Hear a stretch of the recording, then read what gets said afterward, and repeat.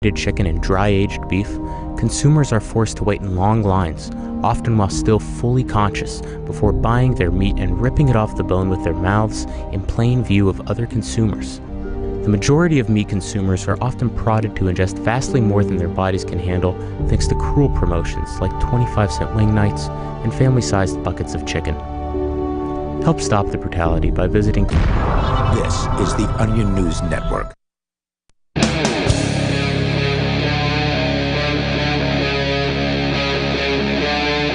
Free Talk Live.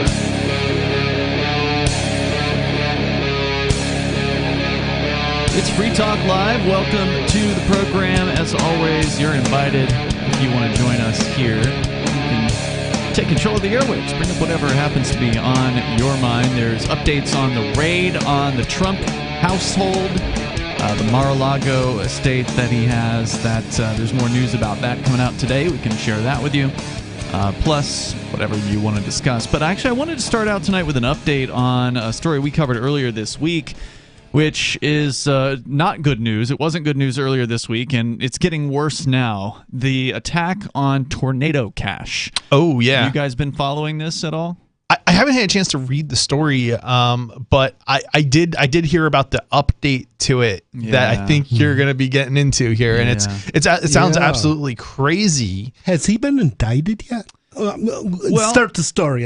Start the story. Yeah, give us some clues here. Tornado Cash, as I understand it, having never actually used the service myself, it's Ethereum, I believe. I believe it's an Ethereum mixer, and I think it also will mix Ethereum tokens as well, because a lot of the news around Tornado Cash, for those that don't know, earlier this week, I think it was Monday or Tuesday, the Treasury Department in the U.S. just declared that Tornado Cash is a sanctioned entity.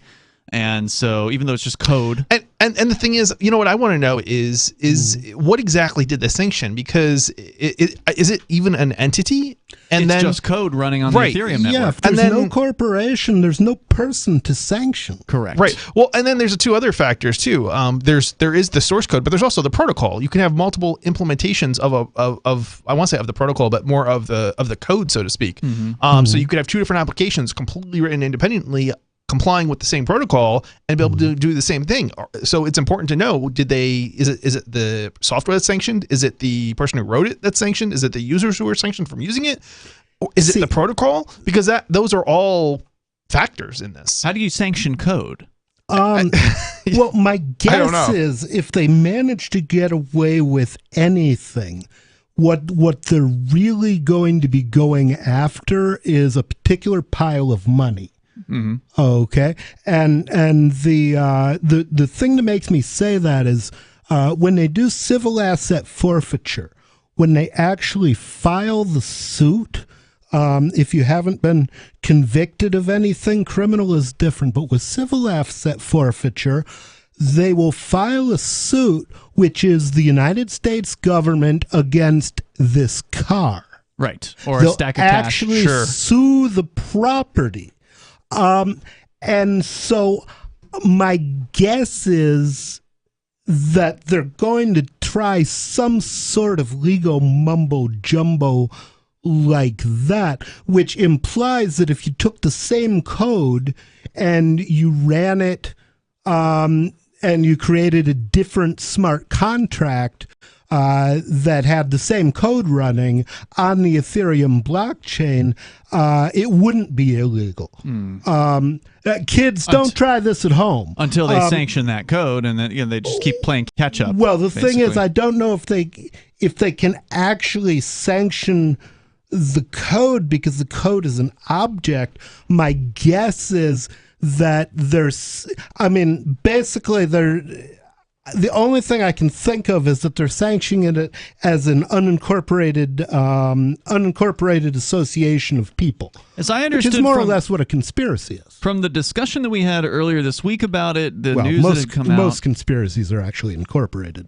As I understand it, they have sanctioned specifically any use of this particular code, like meaning that if you were to go to their website, which has been taken down, but if it were to go back up or whatever, that would be sanctioned. And who is sanctioning it? It's the U.S., right? The U.S. Treasury Because Department. that seems like it's a violation of your constitutional First Amendment right. Absolutely, it is. Absolutely. And this is just, it sounds very similar to the encryption, the ban on exporting encryption algorithms, basically in the 90s. Which basically worked until Zimmerman, who challenged it, who has balls like cantaloupes, basically he published the source code as a book and exported the book. Yep. And once he'd done that, the cat was out of the bag, and they couldn't really prosecute him for exporting a book on software. I mean, even though it clearly contained the entire the software. crazy thing is they couldn't have stopped it before anyway, because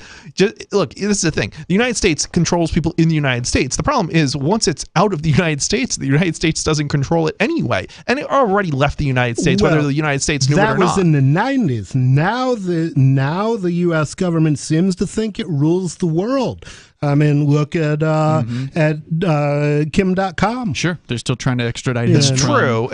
But there are some differences between Kim.com's case in that there is at least the underlying premises of copyright involved, which there is a law in almost every country. Except the thing about Kim.com is he didn't actually, as I understand it, he's not accused of actually violating any copyrights. He's accused of having a system on the internet that other people used for a purpose. Okay, well, that's very similar actually to what we're going to get into. So it's very similar to what we've got. I think it's a random passive service out on the internet, and somebody used it for something the government doesn't like, and now the guy who creates it, it's called a criminal. There are flaws in their argument, right? And there's flaws in the Kim case. There's flaws in this case too, I think. Yeah, absolutely. But the flaws don't always keep you out of prison. That's true. That's the thing. You can beat the rap, but you can't beat the ride, as they say. Meaning that, okay, if eventually this guy, for those that we haven't even gotten to the news,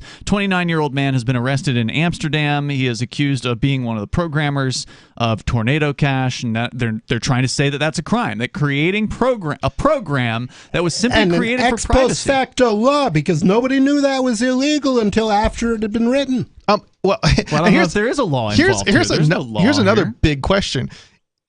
Are they trying him in Amsterdam under the Netherlands law, or are they extraditing him, or what? Because if he's sanctioned in the United States, that sanctions, they don't apply to somebody in Amsterdam. The story doesn't mention extradition, so it's not clear who's doing the prosecuting. It may be the Netherlands police that are bringing this case. It begs the question: under what law are they bringing against him? I don't know. In the Netherlands, they might not need a law. This is the same place where they're shutting down the farmers. For all of a sudden, I guess nitrogen's bad. So, the leftists are now at war with 80% of the atmosphere. So the other thing that I didn't get to about the sanctions, as I understand it, and please feel free to call in if you know a little bit more about this case, the sanctions are ostensibly also applied to the addresses associated with Tornado Cash. So Tornado Cash is a mixer for Ethereum. For the listeners that don't know, the idea is multiple people put their Ethereum or their tokens into this mixer, and then it mixes them up, and it makes it very difficult to figure out who put what in when they get the things back out, basically. And so they're saying that if you've received, or if you after the fact of this being sanctioned, if you receive coins from this mixer, that you will be prosecuted. How would I even know if I received coins from the mixer? Some addresses are public. You can track it down because each unspent output has a specific identity. Right. I'm not talking about technically speaking. Yes, technically speaking. Well, technically, it's how you do it. It's a computer program. Hold on. Back up a moment. Am I supposed to keep track of U.S. dollar bills and who received them, and like if the government sanctions U.S. dollar bills, not accept them? I mean, It's absurd. Right, it's absurd. That's the point that I'm making. This is absolutely absurd. That's kind of what money laundering is, though. If you know or should have known that it came from a crime. And I would not be surprised if they start sanctioning actually the unspent outputs.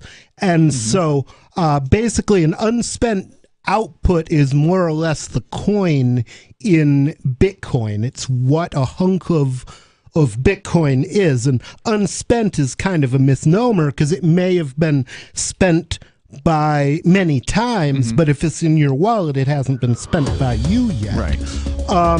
And so they could literally track down all of the unspent outputs and say, you can't accept any of these coins ever from anybody.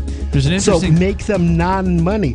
I plan to do that with a coin that I was developing if any of it ever fell into the hands of the government. There's more coming up here. There's also something very interesting that's happened in the last week with some of those unspent outputs. More coming up. Do you feel like your nation, state, or community no longer holds your values? Have you dreamt of a place where people agree that liberty is important and are free to pursue their projects so long as they respect the property of others? There are many people just like you that are discovering freeprivatecities.com. Their social media links are at the upper right of the page at freeprivatecities.com. All skill levels will be needed when the first of the Free Private Cities opens. It's sooner than you think. Stop arguing and build. freeprivatecities.com. So you've signed the Shire Society Declaration and are planning your move to New Hampshire to be around more liberty-oriented people. Next, sign up for the Shire Society Forum at forum.shiresociety.com. There are a bunch of people there who are already in the Shire, and they want to meet you. If you're already in the Shire physically, you should also come by the forums. Remember, not everyone uses Facebook. New people are signing up for the Shire Society Forum every month, so drop in and say hello at forum.shiresociety.com. After a devastating war, the alien visitors were driven back, and their willing human collaborators were left behind to face the music. When Emma Jean Anderson's ex-lover brings her from prison, Nathan Foster and his 14-year-old nephew Ben are tasked with bringing the pair to justice. An easy enough job until they discover something is inside Emma Jean, and the fate of the planet hangs in the balance. The Family Business by Mike Coopery from BaneBooks.com. The new 4th edition of Healing Our World, The Compassion of Libertarianism, will take your understanding of liberty to a deeper level and has over 1,300 updated references, new cartoons, and a foreword by Dr. Ron Paul. With discounts for multiple book purchases, the 4th edition of Healing Our World is a great gift for the liberals, pragmatists, environmentalists, and Christians in your life who think libertarianism is cold-hearted. Get yours today at healing.freetalklive.com and use promo code FTL for a $5 discount. When you're coping with bad news and the news media come calling, and they will, don't clam up. As notorious political figures find out the hard way, the cover-up can be worse than the crime. So get out in front of unfavorable news about your company, your group, or organization, or yourself. The sooner you confront a negative story, the sooner it will be over. Responding as quickly to negative stories as you do to positive ones enhances your credibility. Hiding embarrassing information or lying will do more damage than damage control. Never stonewall. Tell your side of the story, use specifics, and detail what corrective action has already been taken. Respond in kind. If the issue is emotional, don't sound like a cold, unemotional Mr. Spock. For more tips on critical communication skills for the way things are now, hit survivalspeech.com. I'm Holland Cook. Tired of cancel culture? Sick of mega tech corporations holding an axe over your head? Join the LRN.FM Matrix chat server. It's self-hosted, so no one else can tell us what to do or say. Don't like the existing channels? You can make your own. You can even connect into some of our channels from other Matrix servers. It's federated. For the full LRN.FM Matrix experience, though, you should join our server via the step-by-step instructions at chat.lrn.fm. Chat.lrn.fm. Are you tired of your taxes funding endless occupations around the world? Antiwar.com is run by people who understand that wars abroad become wars at home, wars on our freedoms. Antiwar.com is dedicated to bringing you the latest in news, views, interviews, and reviews from the top movers and shakers in the anti-occupation movement. Antiwar.com has it all, from thorough foreign policy analysis to interviews with whistleblowers who used to run the military-industrial complex. Anti-war, pro-free market. That's antiwar.com. Got Telegram? You can follow our channel there and discuss show prep with other listeners at telegram.freetalklive.com.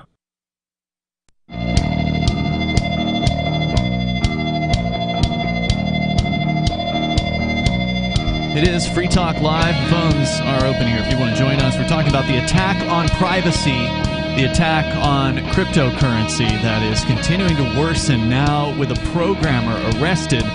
The gentleman's name, we haven't even said that yet, and he deserves credit. Alex Partsev, who is one of the programmers. Hats off to you, sir. Absolutely. Yep, he's one of the programmers, maybe the programmer. I don't know how many people were involved in creating Tornado Cash, which is a way for people to anonymize, to some extent, to a large extent, their usage of the Ethereum blockchain, Ethereum being the number 2 largest cryptocurrency by market cap on the planet right now. And the U.S. government targeted Tornado Cash earlier this week with sanctioning, which is pretty much a first, I think. There was another mixer that was sanctioned earlier this year, but I don't think that one was open source. This one is. Well, the software may have been open source, but it was a closed corporation running it. Correct me if I'm wrong, but my interpretation of this has been this is a decentralized, some sort of decentralized mixer. Yeah, it's just code on the Ethereum blockchain. Yeah. Well, there's no way of knowing if it's decentralized because once the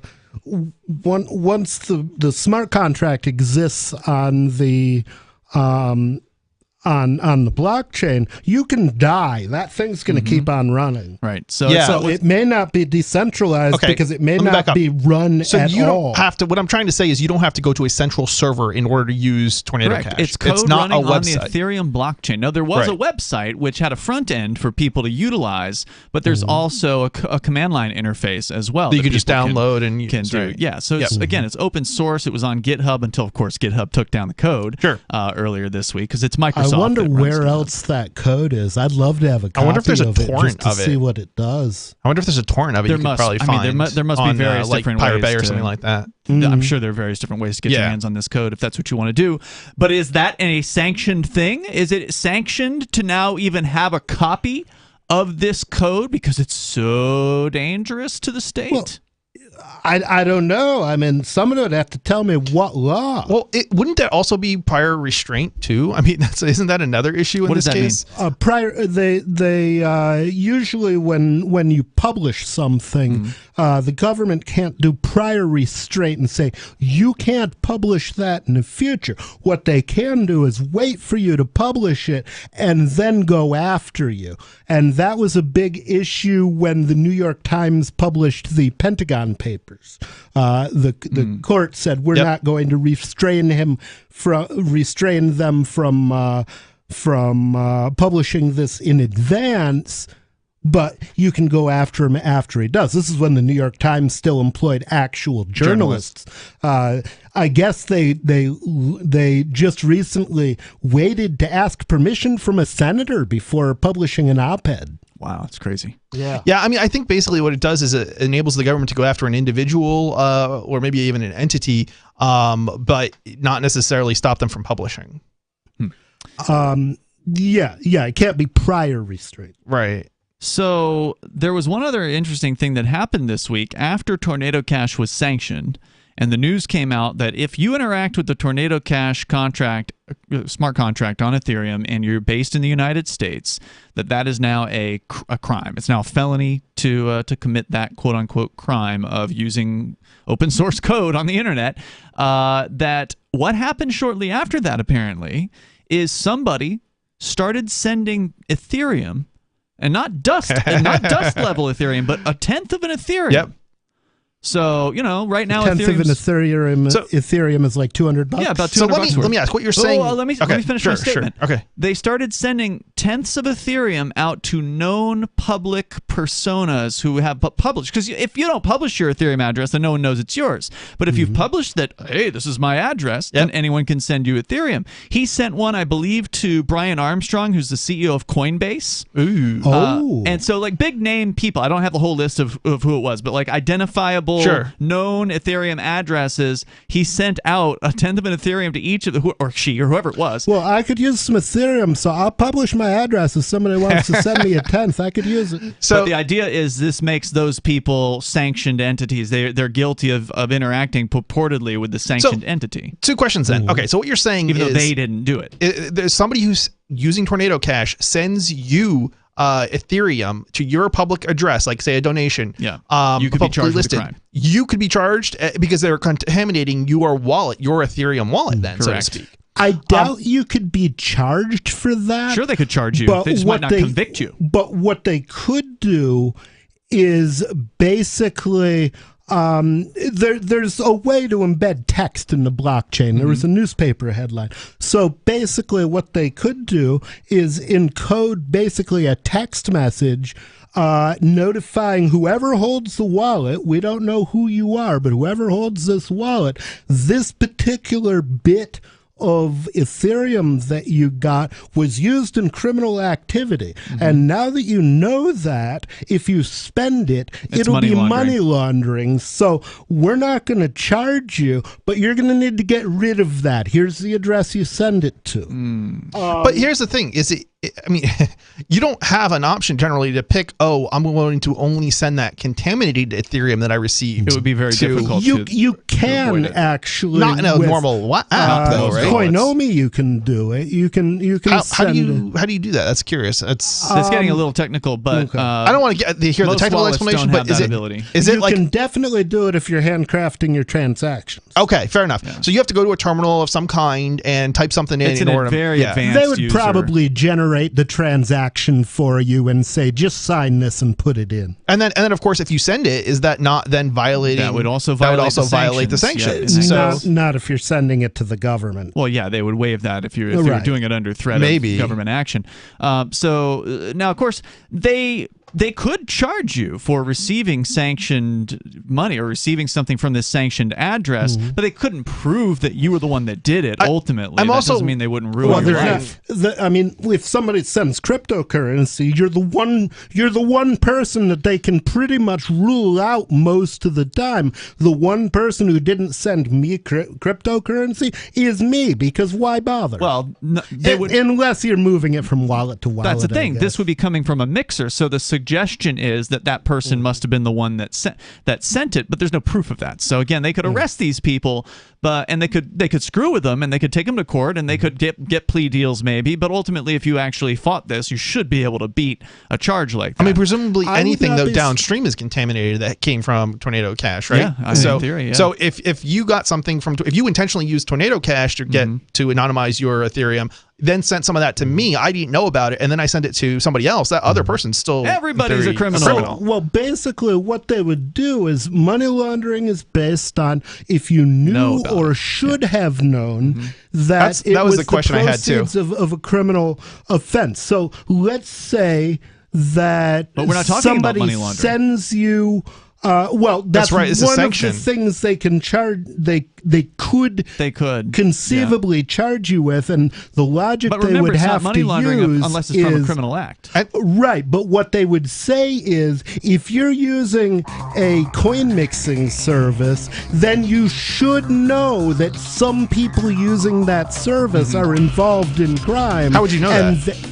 Well, by virtue of why else are they doing it? Because they want privacy. You and I Most may of us have want privacy, different reasons, but the thing I don't think you can say you know that. They don't care about and they can't prove it. Well, that's the thing. They are trying to allege that this programmer knew that people were going to use his technology for illegal purposes. There's more coming up. Free Talk Live, the show where anyone can call about whatever they want. And we do mean anyone. There are such things called a breatharian. And you know what? George Norrie doesn't eat, sleep, or drink either. Did you know that? Yes. You know what? He never gets tired. George Norrie, the host of Coast to Coast AM, you believe... Let me just make sure I heard you correctly. You don't believe that he drinks, that he eats, and that he sleeps? Is that what you said? I just want to make sure I heard you correctly. They're ascended masters. They don't have to be here. They come here to teach people and to enlighten people. And George Norrie and I think Art Bell might be one. Their blood content is gold. See, they don't have to be here. Their blood content is gold? Is that what you just said? Yes. That's right. You know what? Our content is iron. Their constitution is gold. Free Talk Live, 7 nights a week from 7 to 10 Eastern, live on the Liberty Radio Network at LRN.FM. From Feature Story News in Washington, I'm Nick Harper. The FBI took 11 sets of classified documents from Donald Trump's Florida home, according to several U.S. media outlets who've reviewed the warrant. Authorities searched the property, reportedly as part of an investigation into potential crimes associated with violations of the Espionage Act.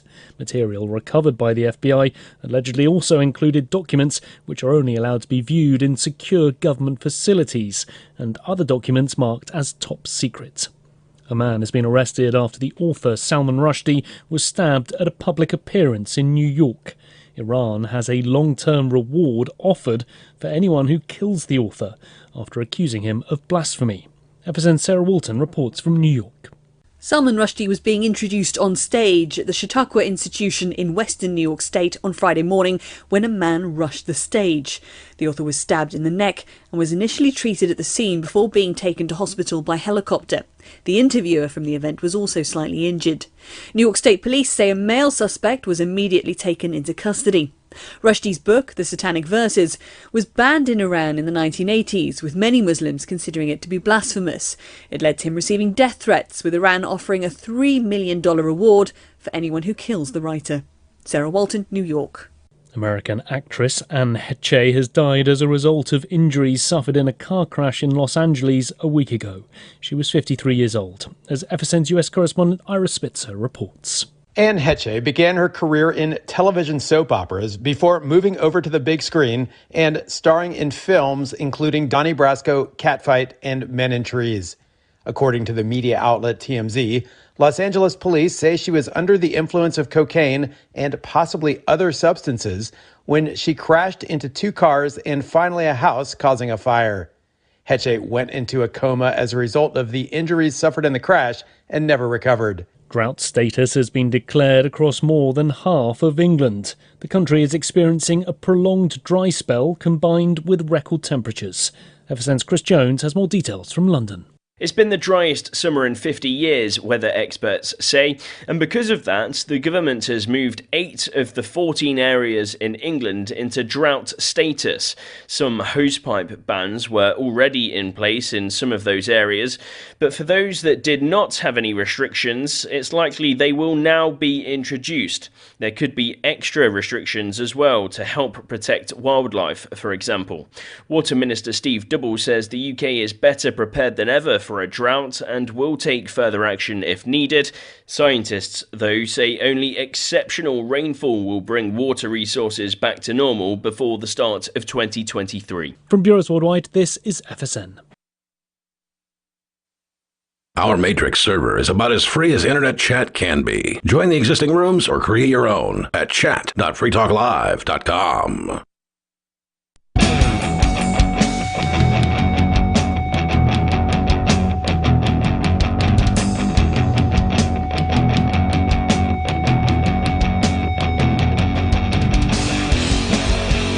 It's Free Talk Live. Phones are open here, and you can join us at 603-283-6160. That's 603-283-6160. We're digging into this tornado cache situation, and there's actually an interesting story that I've got pulled up here from the Whiteboard Crypto website, and they've got like a little email list that they send info out to. It's actually a pretty good little email, and it got into a lot of the details on what this actually means, these sanctions, what could result in as far as criminal charges against people for using Tornado Cash or even being tangentially or somehow related to the use of Tornado Cash. Here in the studio tonight, it's Ian.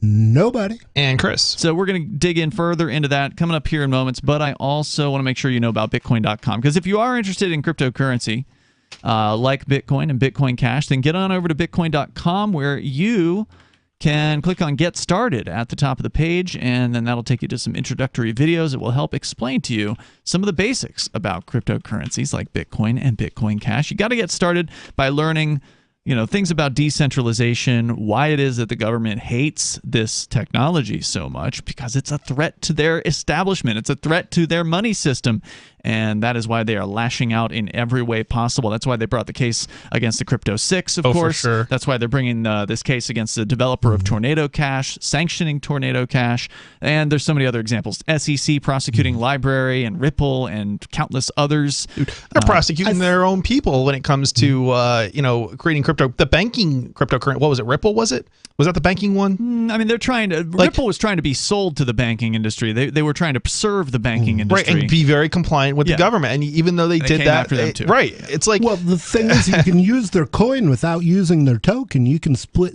use the same technology, spin up your very own blockchain, but zero's been mined. I want to go to the phones here. We got Major Payne. You can bring up anything that's on your mind. What's on your mind, Major? Hey, guys. Yeah, I'm thinking about these 87,000 IRS agents that they're adding. Oh, yeah. That sounds a good story. The circular that they petitioned to recruit these guys reads like a battle brochure. I mean, they want you to be hard and ready and, armed to the teeth. Oh, I always am. They're looking to hire another 87,000 Marines. And, every alpha agency's got a damn armory. Yeah, you're referring to the advertisement that apparently they posted somewhere online to hire these 87,000 people that was saying that they needed to be prepared to carry arms and shoot people if necessary. And then they apparently went and removed some of that wording from the advertisement. Always remember, the government values your money more than it values your life. Yeah, oh yeah. If you want to see it, it was on the DC Patriot. Oh yeah, I've seen it, and then they changed it because of all the there's feedback. Only 70,000 agents now. They want another 87,000.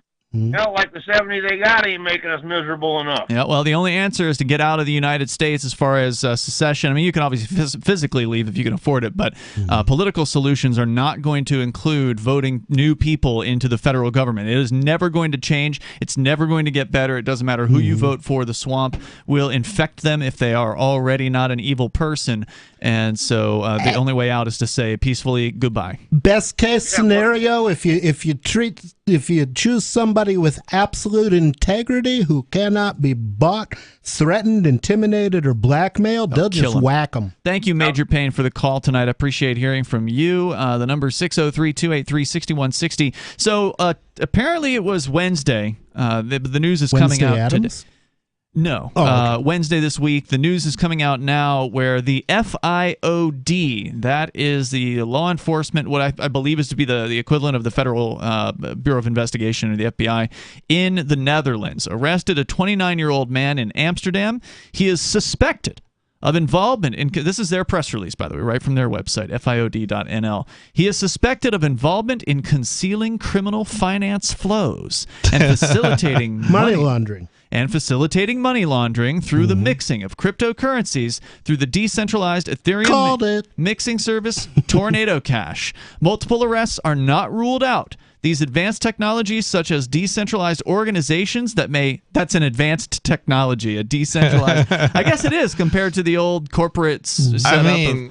Sure. The funny thing about a DAO is it's not a technology for software so much as it's a way of organizing people. It's a newer way, and so I guess it is advanced compared to old corporate setups. But anyway, such as decentralized organizations that may facilitate money laundering are receiving extra attention from the FIOD. Also in the cryptocurrency domain, the FIOD stands for a safe financial Netherlands and investigates with effect. Oh yeah, you're safe so long as you don't write any damn software. then you're screwed. And investigates with effect and impact. Today, the suspect is brought before the examining judge.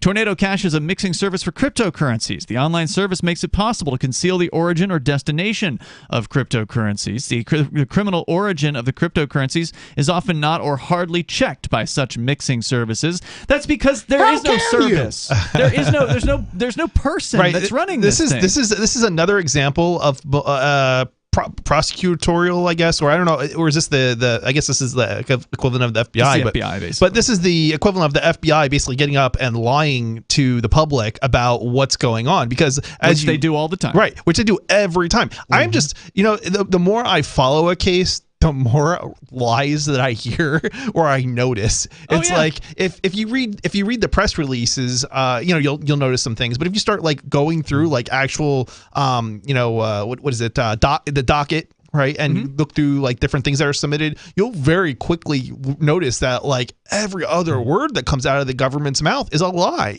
when it comes to cases particularly like this. But it's not even just cases like this, but in particular cases like this. Never forget what Nietzsche wrote. The government is the coldest of cold monsters. Coldly it lies, and this lie droppeth from its lips, that I, the government, am the people.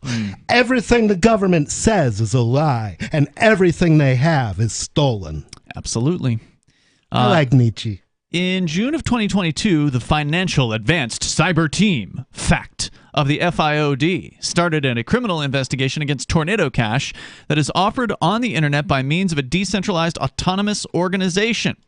A DAO, D-A-O, is an organization that does not have a hierarchical decision-making process, for example, by a board. Instead, decisions are made on the basis of members' votes. The decisions are recorded in a programming code in a so-called smart contract.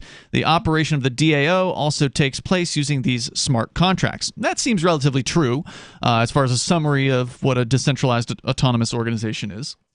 And there is one that is involved in Tornado Cash, as I understand it. But Tornado Cash itself is just a contract that was issued, I don't know, a couple years ago or 2 or 3 years ago onto the Ethereum blockchain. I don't know if the DAO can go in there and change that. Maybe they can. There may be no way to stop it. Yeah, I don't think there is. FACT suspects that through Tornado, I think they mean though. I don't know. Maybe. Oh, yeah. Maybe it's probably not their native language here. It's an English version of this. If they're in the Netherlands, it's almost certainly not their native language. FACT stands for the Financial Advanced Cyber Team. Oh, that's interesting. There's another copyright organization that goes out like anti-piracy organization that's also called FACT. Suspects that through Tornado Cash has been used to conceal large-scale criminal money flows, including from online thefts of cryptocurrencies, so-called hacks and scams. These include funds stolen through hacks by a group believed to be associated with North Korea. Tornado Cash started in 2019, and according to FACT, it has achieved turnover of at least $7 billion. Investigations showed that at least $1 billion worth of cryptocurrencies of criminal origin passed through the mixer. It is suspected that persons behind this organization have made large-scale profits from these transactions. Since Monday of this week, Tornado Cash has been placed by the U.S. government on the OFAC sanctions list of America, as though that's somehow relevant to what goes on in the Netherlands. So they even gave us a number there. It was $1 billion out of how much? That's what they allege. 1 out of 7. 1 out of 7 billion. Okay. So most of it is not criminal. Most of it's not. The investigation is led, or at least that they know of, led by the Public Prosecutor's Office for Serious Fraud, Environmental Crime, and Asset Confiscation. So it does sound like they're charging him in the Netherlands over this. There's more coming up. It's Free Talk Live. I've been told no in many different ways. I give you an order and you're going to obey it. Who told you you can go this way? You can't do that and you have to leave here. You cannot bring signs into the rally. Walk with me. Well, I'm comfortable here, actually. Whoa, hey. Who do you think you are? Excuse me. There is no video and audio allowed in this office. No, I have work today. You ain't gonna make it. Wait a minute. Whoa. Hey! Oh my God! Unbelievable! Why are you running from me? Because you scared me. What am I being detained for? You're being served. What is this? You're being served. What is this? Bureaucrats have a funny way of telling people no. That's the sound of the men working on the chain. Derek J's Victimless Crime Spree. Watch it for free and order the Director's Cut DVD at victimlesscrimespree.com. Is oral health important to you? If you don't like your own teeth, fresh breath, or kissing people, then by all means stop listening. Several years ago, I met Jessica Armand, founder and CEO of My Magic Mud, and I became passionate about the product that she created and never want to live without it. It's clinically proven to whiten teeth, but I find it does much more. They want you to love My Magic Mud as much as I do, so they're giving you a money-back guarantee plus 20% off. Go to mymagicmud.com and use coupon code FTL20 at checkout. mymagicmud.com, FTL20. If you want to know the latest about Free Talk Live before we go on the air, all you need to decide is how you want it delivered. It's your choice. Visit news.freetalklive.com to receive our usually weekly news updates by email. Plus, we have a Twitter account at twitter.freetalklive.com, and you can follow us on the decentralized Mastodon platform at toot.freetalklive.com. So please follow us at toot.freetalklive.com and sign up for our emails at news.freetalklive.com. On Free Talk Live, we're bringing people to the ideas of liberty every day. From wrestling superstars like Glenn Jacobs. You guys really are having an impact, I believe. Like I said, a lot of where I am now is due to listening to Free Talk Live. You changed my mind on some very important issues years ago. To random people tuning in on the radio. I was kind of stuck in the left-right paradigm. I heard your show by chance on a Saturday night.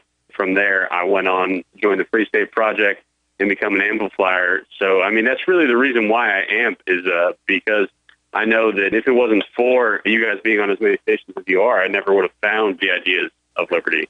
You can help more people hear the message of liberty by joining Free Talk Live's AMPS program on Patreon for as little as $5 a month. And you'll get access to special perks. Visit amps.freetalklive.com, amps.freetalklive.com. There are lots of ways to listen to Free Talk Live. Our podcast has been around since podcasts began, and now the FTL feed is loaded with content besides our full show archives. Did you know that we make it easy for you to customize your podcast subscriptions? We have different feeds, one that includes only our full shows, one with just the Daily Digest, and our main feed that includes everything. You decide what you listen to. It's quick and easy to customize your feeds at feeds.freetalklive.com. That's feeds.freetalklive.com. There are basically two types of advertising, direct response and branding. Radio's great for direct response with its low cost to listener ratio, but audio can't be beat for branding, which is a longer-term endeavor. You want to be the first thing that someone thinks of when they think about your product or service.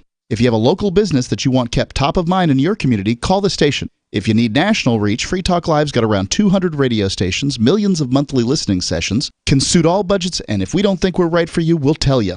Email me, mark@freetalklive.com. You can stick it to the man and big tech. Join our FTL social mastodon at social.freetalklive.com.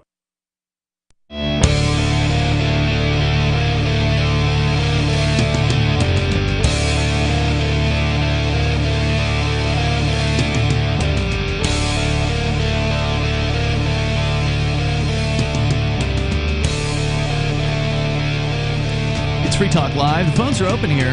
We're talking about an attack, the continuing attack, but the latest news in the attack against privacy on the world of cryptocurrency, attacking the Tornado Cash mixer, which is not the first mixer they've come after. They did go after a different one in, I think it was May of this year, but I believe the difference, and I have not confirmed this yet, but I believe the difference is that the mixer they attacked earlier this year with sanctions was not an open source mixer, and this one is.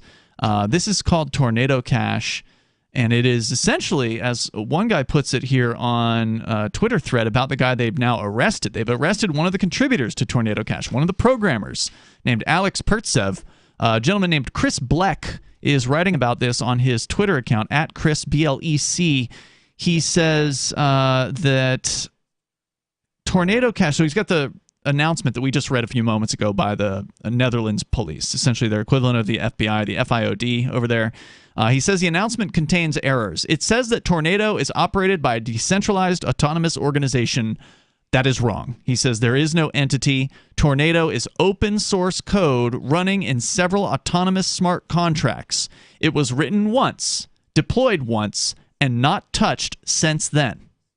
I think that's interesting, right? It's like, these guys cooked up some code for privacy. They put it on the internet. They invited everybody to use it. And turns out some criminals used it. So now they're being charged with criminal acts. I mean, this sort of almost sounds sort of like kind of a similar. I don't know how similar it is exactly, but it sort of sounds like the absurdity is kind of like going after UPS or USP because somebody shipped some drugs. Because somebody shipped some drugs. Like, really? I mean, they're not doing that though, are they? It would be. It would be a really obviously. It would be ridiculous. It would be ridiculous, and plus UPS has lawyers, right? Yeah. So UPS is a wealthy organization that is going to fight if all of a sudden the federal government shows up and says, well, somebody shipped some drugs through your service, so we're going to go ahead and arrest your whole management team now. That's not going to go. That's not going to fly. And every major corporation is run by friends of the existing power structure. Right. The establishment doesn't go after the establishment. They go after anybody who becomes a threat to the establishment. I also have to wonder, writing code and publishing it are two different things, right? Mm-hmm. So, like, even if you're going to make the argument that there's some sort of criminal liability because you should have known, if the person who wrote the code isn't the one who published the code or executed it, so to speak, right? Yeah. I mean, how much liability can there be, right? Like, I mean, if Alexander Graham Bell had thought ahead, he would have known that the telephone would be used to hire murderers, to arrange all sorts of criminal deals. If Henry Ford had thought ahead, he would have known that the automobile would be used for all kinds of nefarious purposes, even by the IRS. It's ridiculous. Pretty much by that standard. Unless you're one of the privileged establishment people who can do no wrong, the rest of us, by not being privileged, can do no right. Anything we do will screw us. They come for you whenever they want. Right. Because, I should know, as a business owner who sells computers, that my computers will, if I sell computers, some criminal at some point will come along, buy a computer, and then use it, right, for criminal activity. Somebody's Am I even supposed to looking then not sell computers on I'm that. sure. How could you? Right? Like, Yep. He points out here, this is again Chris Black, he says, more importantly, Tornado wasn't written for illicit reasons. Ethereum offers no default privacy to its users. Tornado helps the average Ethereum user conceal their finances from one another. That's why it was created. It wasn't created to assist criminals. Tornado actually added a compliance feature in recent years. Any Tornado user can prove the address that sent and received the funds from any note. This gives Tornado users a way to show their government overlords that they're not crooks, but this was not enough for them. If a criminal can get it, then no one can get it. This is the government attitude towards privacy. You will have no privacy as long as a quote-unquote criminal can also access it. This is the immoral, unethical, and illogical case for Know Your Customer requirements. The only way Tornado could have fixed this was with Know Your Customer, which they couldn't possibly do. It's a decentralized contract. Yeah, I mean, a computer program really can't do KYC. I mean, think about if you're selling Bitcoin, think about what you have to go through with a user to try and establish whether they are honestly buying Bitcoin for themselves or whether they're being scammed. It's very difficult. Even natural intelligence falls short on that task frequently. That's because the victims are told to lie. The scammers tell the victims to tell lies in order to pass through KYC requirements. Yeah, that's it. And you're working between a rock and a hard place because if they say, oh no, I'm not getting scammed, I'm buying weed, then you're screwed too. There is something I think that's important to note about this case, and it's not so much. I don't know if this is the case in the Netherlands specifically, but generally speaking, if it's not enough to know, it's not enough to know that people can use your product to commit crimes. That's That's not necessarily a crime, knowing that people can use your product to commit crimes. It's selling or doing business with somebody who you know is committing crimes. That becomes the problem. Money laundering. So it's a big question here. I think is that a requirement in the Netherlands law in terms of this case? You would think it would have to be pretty much, but.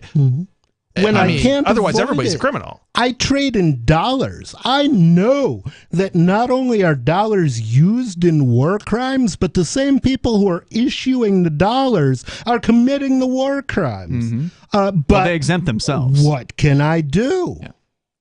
A little bit more here. This is from the, what is this called? Whiteboardcrypto.com newsletter, where he gets into some of the details on what these sanctions are. He says, there's an organization called the Office of Foreign Assets Controller, OFAC, which is a government agency that investigates who the United States should be blocked from doing business with.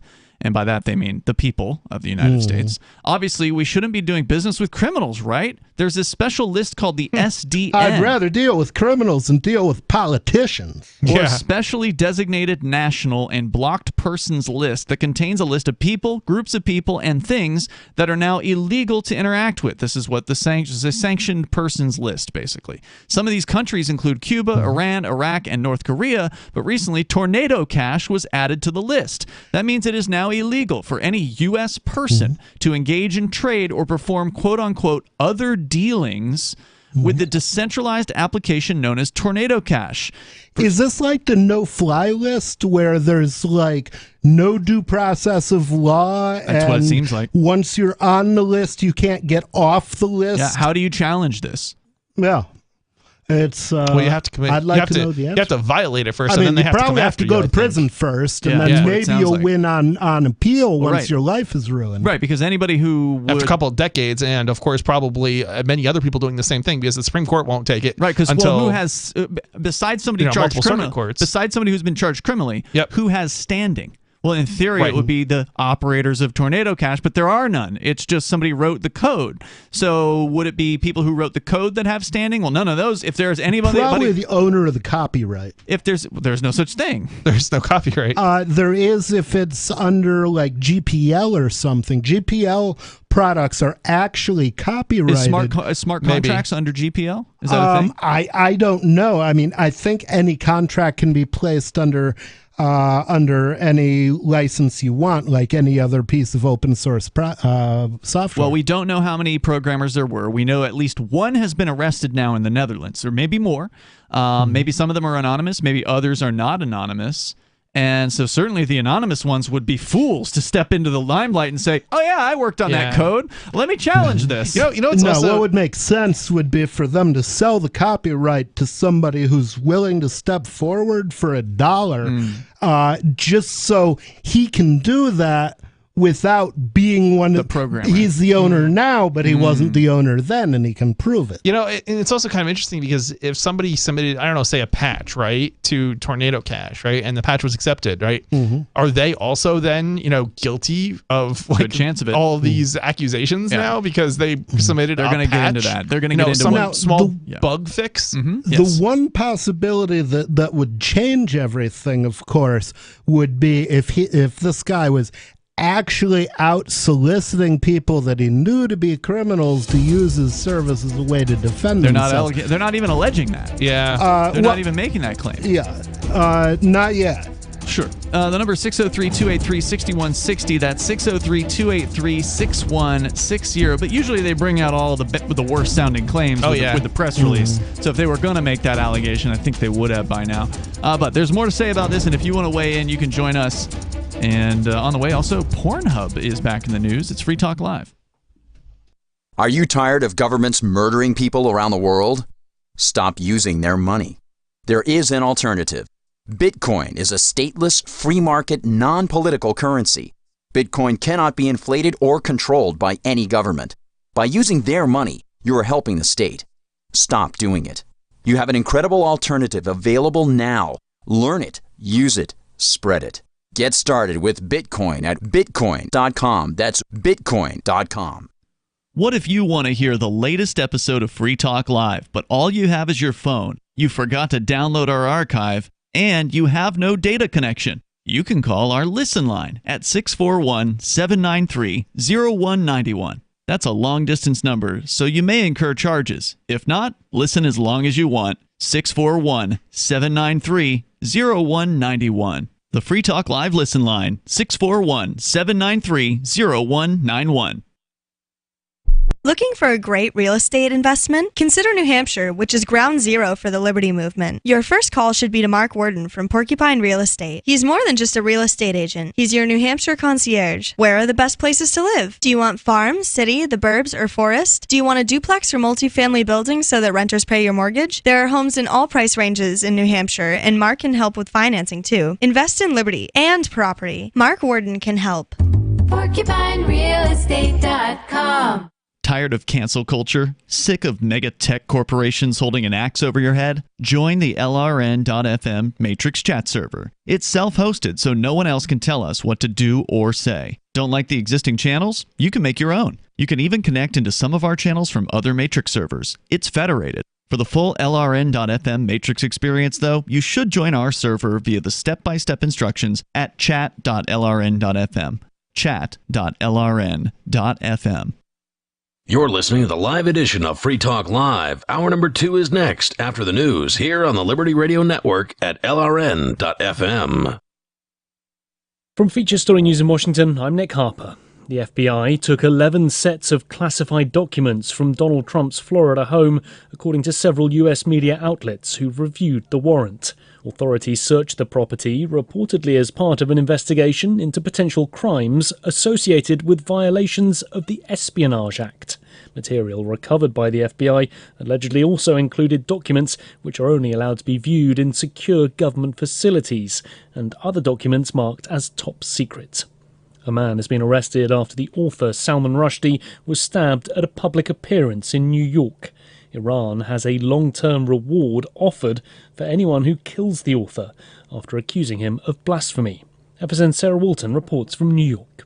Salman Rushdie was being introduced on stage at the Chautauqua Institution in western New York State on Friday morning when a man rushed the stage.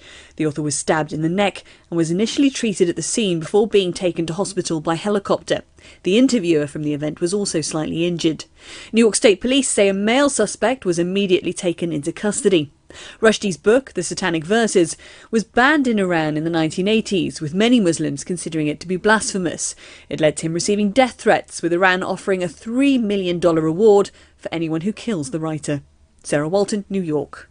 American actress Anne Heche has died as a result of injuries suffered in a car crash in Los Angeles a week ago. She was 53 years old, as FSN's US correspondent Ira Spitzer reports. Anne Heche began her career in television soap operas before moving over to the big screen and starring in films including Donnie Brasco, Catfight, and Men in Trees. According to the media outlet TMZ, Los Angeles police say she was under the influence of cocaine and possibly other substances when she crashed into 2 cars and finally a house, causing a fire.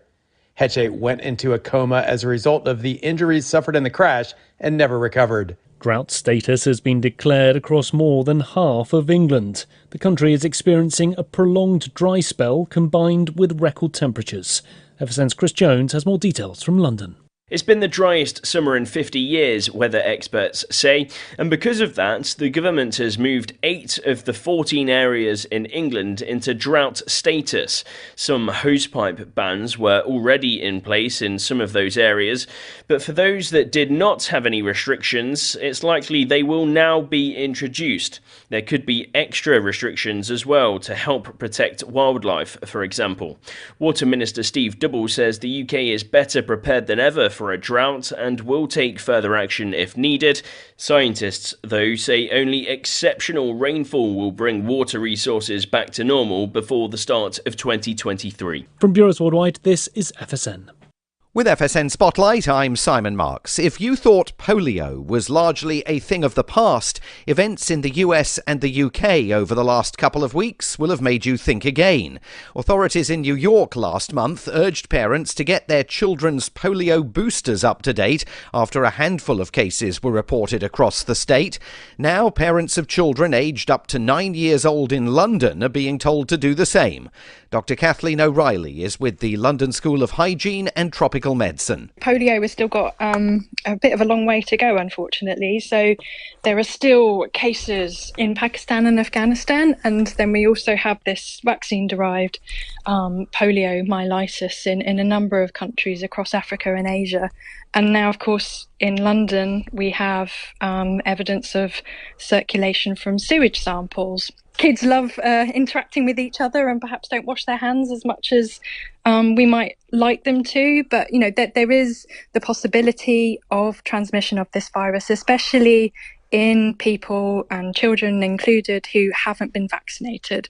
So now it's a real need to vaccinate to protect the community. Polio vaccination rates in developed countries have plunged amid a widespread belief that the disease that was once the scourge of Western cities has been largely eradicated. And indeed it has, but doctors fear those gains are now at risk. With FSN Spotlight, I'm Simon Marks. And the main news again. The FBI took 11 sets of classified documents from Donald Trump's Florida home, according to several US media outlets who've reviewed the warrant. A man has been arrested after the author Salman Rushdie was stabbed at a public appearance in New York, and American actress Anne Heche has died as a result of injuries suffered in a car crash in Los Angeles a week ago. There's more from us on Twitter at Feature Story.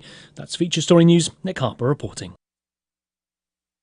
The FAA has issued a reminder that any plane can crash and kill you. Deputy FAA Administrator Serena Grant. This year, there will be more flights than ever. Any one of them could blow up in the middle of the sky without warning. That's why we're asking all Americans to tell their families that they love them before taking off. The agency also released a list of important questions to ask yourself or your seatmate during your flight, including, should the wing be doing that? What is that whirring noise? And do all planes shake this much? They're reminding passengers that even the smallest amount of turbulence could mean you're headed toward a sudden explosive death. While hurtling through the sky at unimaginable speeds in a steel coffin can feel like gambling with your life, the FAA says there are ways to regain the illusion of control. If you're worried about crashing, why not switch your flight at the last second? It might just save your life. Or kill you, depending on which plane crashes. And for those who aren't flying this holiday, the FAA has reminded everyone that a plane could fall out of the sky right on top of you at any moment. This is the Onion News Network.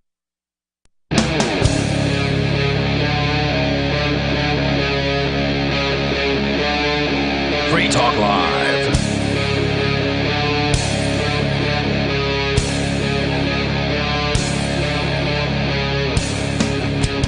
It's Free Talk Live. We're kicking off the second hour of the program. I want to say thank you to A. Friedman, who is a Free Talk Live supporter of our AMPS program. AMPS stands for Advertise, Market, Promote, and Support, and A. Friedman is gold level, which means that A. Friedman is contributing at least $10 a month to what we do here, which is spreading the ideas of freedom. So if you like what we do, please, you can join him over at amps.freetalklive.com. That's amps.freetalklive.com. Here tonight, it's Ian. Nobody.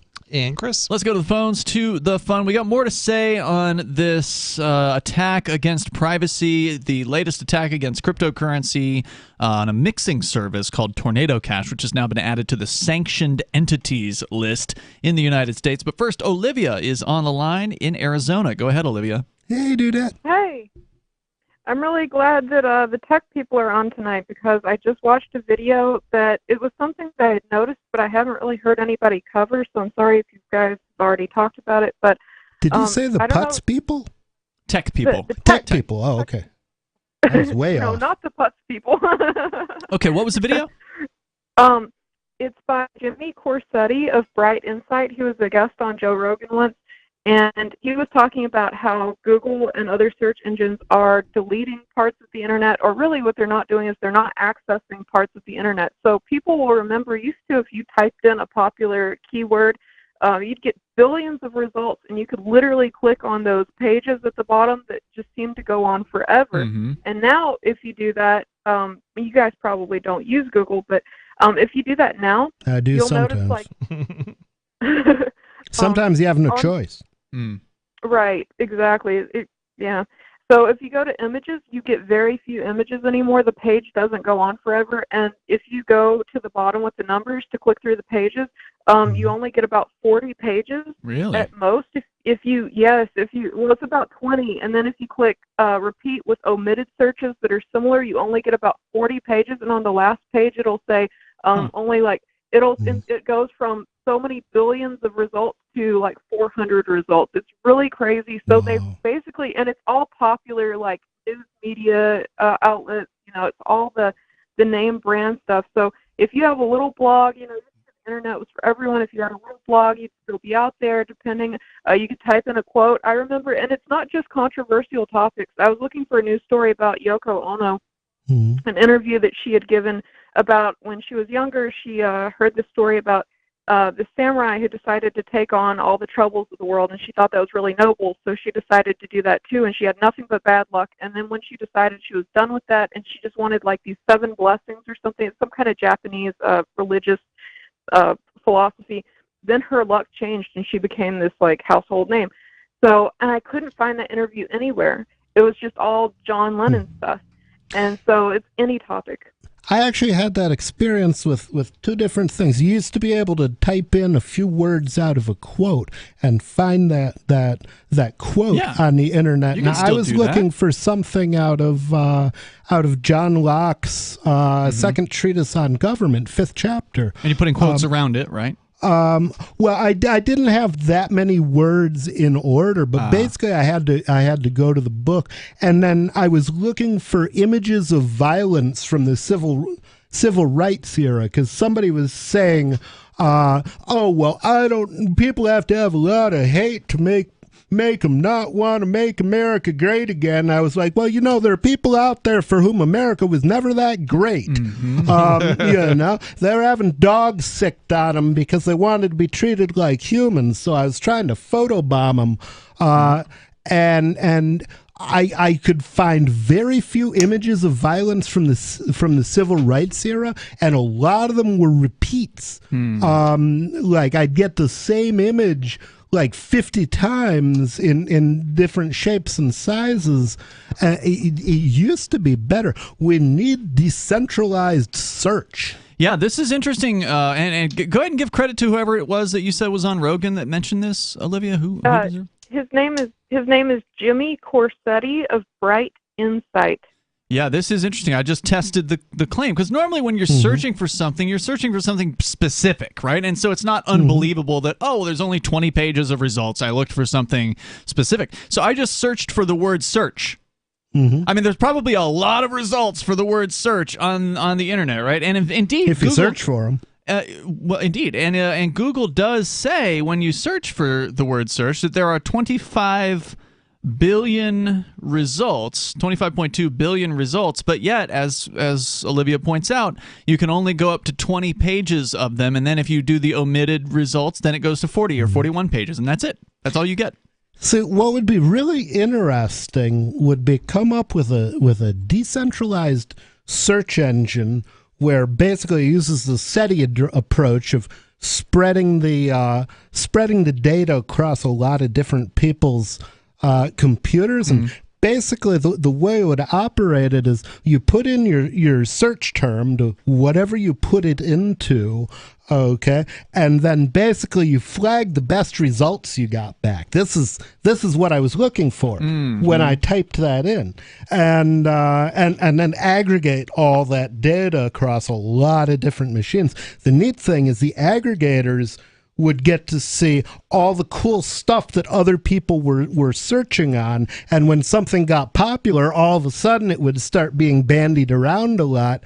So it would be like the trending list on Twitter. Wasn't there something like that? I feel like we've talked about alternatives to Google search before, and that there were some, I don't know, maybe it was one that you mentioned, Chris, that might have had some kind of, it sounds familiar to me what you're describing. Nobody. Maybe there is something like that out there. I just don't recall. Do you know, Chris, offhand? Does that ring a bell for you? I'm not entirely sure what we're talking about, except like a decentralized search. Yeah, I think pre-search is the one that comes to mind. But I've heard of that. I think it's blockchain based. That's what I was thinking. Yeah, I knew there was one that involved blockchain and some sort of a client. Yeah. There's some others out there, but I know there's some that are like really complicated to set up, and then there's others that are like they're sort of intended to make your search results more anonymous, as opposed to being like an actual search engine and indexing its own content. The thing I really want to see on the blockchain, because I think this is going to become, as we move further and further into the Orwell years, I think this is going to become a real issue. I would love it if people started taking the text of like every story published in the New York Times, take the full text of it and hash it. So all of a sudden, you know, if they changed it. If the hash changes, you know they changed the text of that article. And I was thinking of that when they redefined recession. You know, straight out of Orwell. I mean, first quiz I took in economics was the definition of recession. It's 2 consecutive quarters of negative economic growth. That's all it's ever been. Even the idiots who say that's not the definition anymore, they can't tell you what the definition is now. It's a word without a definition. Olivia, anything else you want to share tonight? Yes, so this just deeply really upsets me because, you know, the internet was the final frontier, you know, and it just seemed impossible to regulate, you know, and the spread of information and free information and the chance for anybody to kind of be found and share what they have is so sacred and paramount.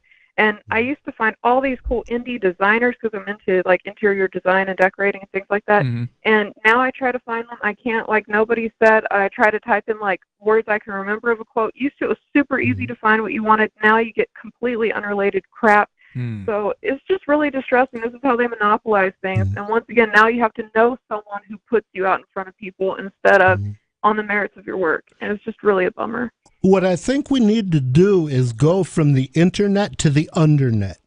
Okay? What does that mean? What I mean is we need an undergroundish piece of internet. Something that's not the dark web? Like, something, you know, maybe not the dark web, maybe the Twilight web.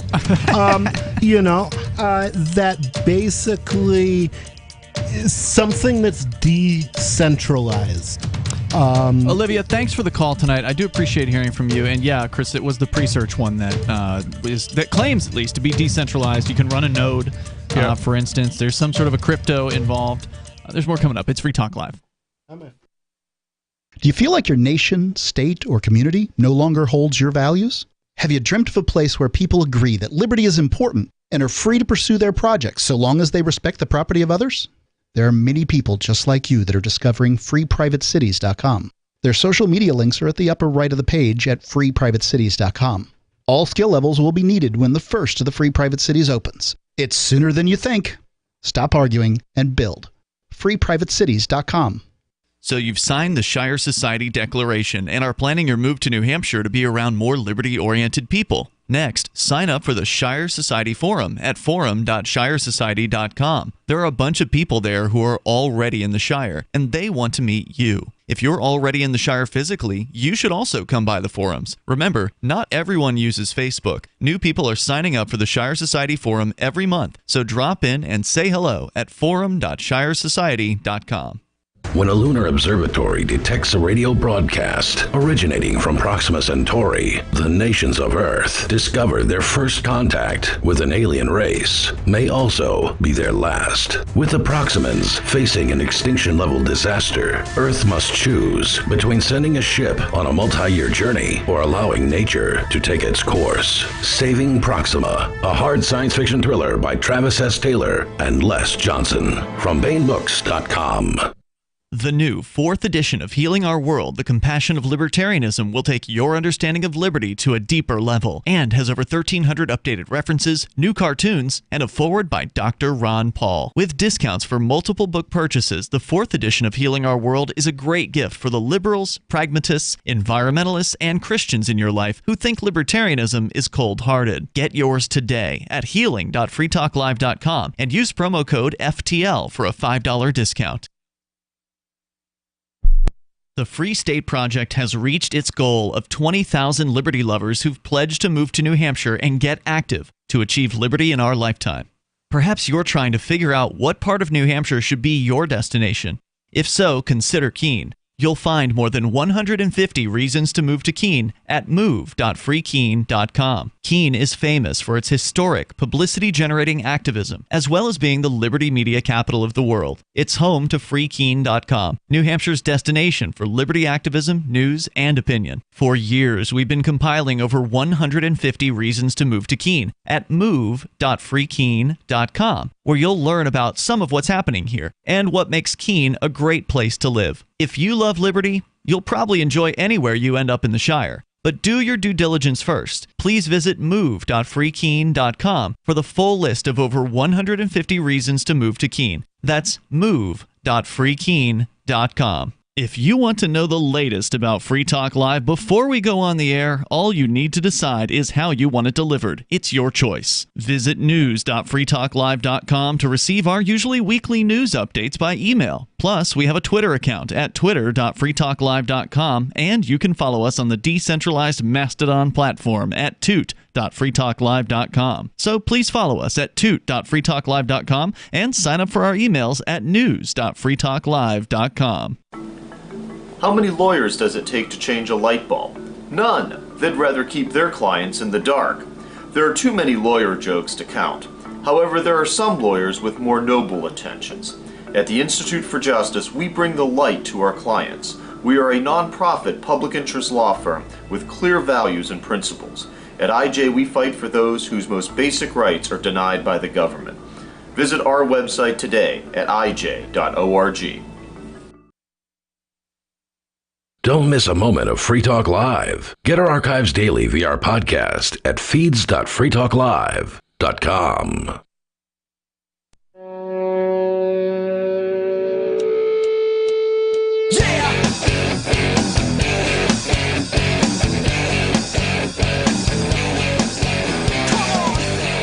Free Talk Live. Phones are open and you can join us here. All you got to do is call in at 603-283-6160. That's 603-283-6160. Of course, inflation is at 40-year record highs. The dollar continues to weaken, and a lot of people are looking for alternatives. And one of those alternatives, of course, is precious metals. Folks over at bullionmax.com can help you with this. They are a direct consumer precious metals retailer. They can help you diversify into gold and silver. It's security for your family in times of crisis. You can buy direct from bullionmax.com without talking to a salesperson, and your precious metals ship fully insured directly to your home. It's fast and easy. Free Talk Live has a special offer to get you started. You can get bullionmax.com Silver Starter Kit at employee pricing. Just go to bullionmax.com/FTL. You get 5 ounces of the most desirable silver products, including a 2022 Silver American Eagle, the Buffalo Round, and Buffalo Silver Bar. It's limited to just one of these starter kits per household. So you can get yours now. Just go to bullionmax.com/FTL. That's bullionmax.com/FTL. And Ron Paul has been working with Bullion Max as one of their spokespeople, which makes it pretty good in my book. Once again, bullionmax.com/FTL. And tonight in the studio, Ian, Nobody, and Chris, we were talking about the news about Tornado Cash and what does it actually mean for computer code to be added to the sanctions list. I mean, normally sanctions are some sort of world government. So you got Iran and North Korea and Iraq or Cuba. These are countries that are on the sanctioned list. So that means that basically anybody that's in those countries, you're not allowed to do business with them. I believe Turkey is also on that list. I certainly don't have a complete list here, but that's what is included here in this email update from. I wonder if the Young Turks know about that. Whiteboard which is Crypto. interesting because they're part of NATO. Whiteboardcrypto.com has got this email here, and so then also there's certain individuals who are on this list, but now there's a computer code that is open source and is running currently on the Ethereum smart contract system called Tornado Cash. Are you looking? Well, one big question is, what about Ethereum miners? Do all Ethereum miners have criminal liability for this thing? That's a great question. They actually do address that in the story, I think. So let me go on here. So he says it's now illegal for anyone in the U.S. to engage in trade or perform quote-unquote other dealings with a decentralized application known as Tornado Cash. For starters, that's not vague at all. This means No, of course not. This could mean using it, depositing funds into the contract, and withdrawing funds from the contract. But to go even further, it could also mean donating to the project, which is found on Gitcoin, adding code to the project, or even visiting the website. The code is back up on Gitcoin? I've never heard of Gitcoin. I don't know if it's back up. It may have been there. I don't know what Gitcoin you said is. Gitcoin, not That's what it says GitHub. here. Yeah, Gitcoin. I don't know what that is. I don't know what that is it either, sounds like but some I sort of intend to crypto-related find thing. out. So it's more probably a crypto-related GitHub, sounds which like it. I should be on that. More questionably, he says, you might even be guilty if you are found mining a transaction that interacts with the application. I mean, that is quite a stretch, but it could be the case. And for listeners that don't know, what that means is on systems like Bitcoin or Ethereum, there are miners that are constantly at work trying to verify transactions and essentially secure the network. So the suggestion here is that if you are the individual, if your computer miner is the one that found the block or mined that block onto the network permanently, if there was a transfer between one Tornado Cash address and somebody else, then that would be you facilitating the alleged criminal activity of sanctions. So that makes me wonder whether Monero miners know the content of the transactions as they mine them. Seems unlikely. They might not if it's truly zero information. Yeah.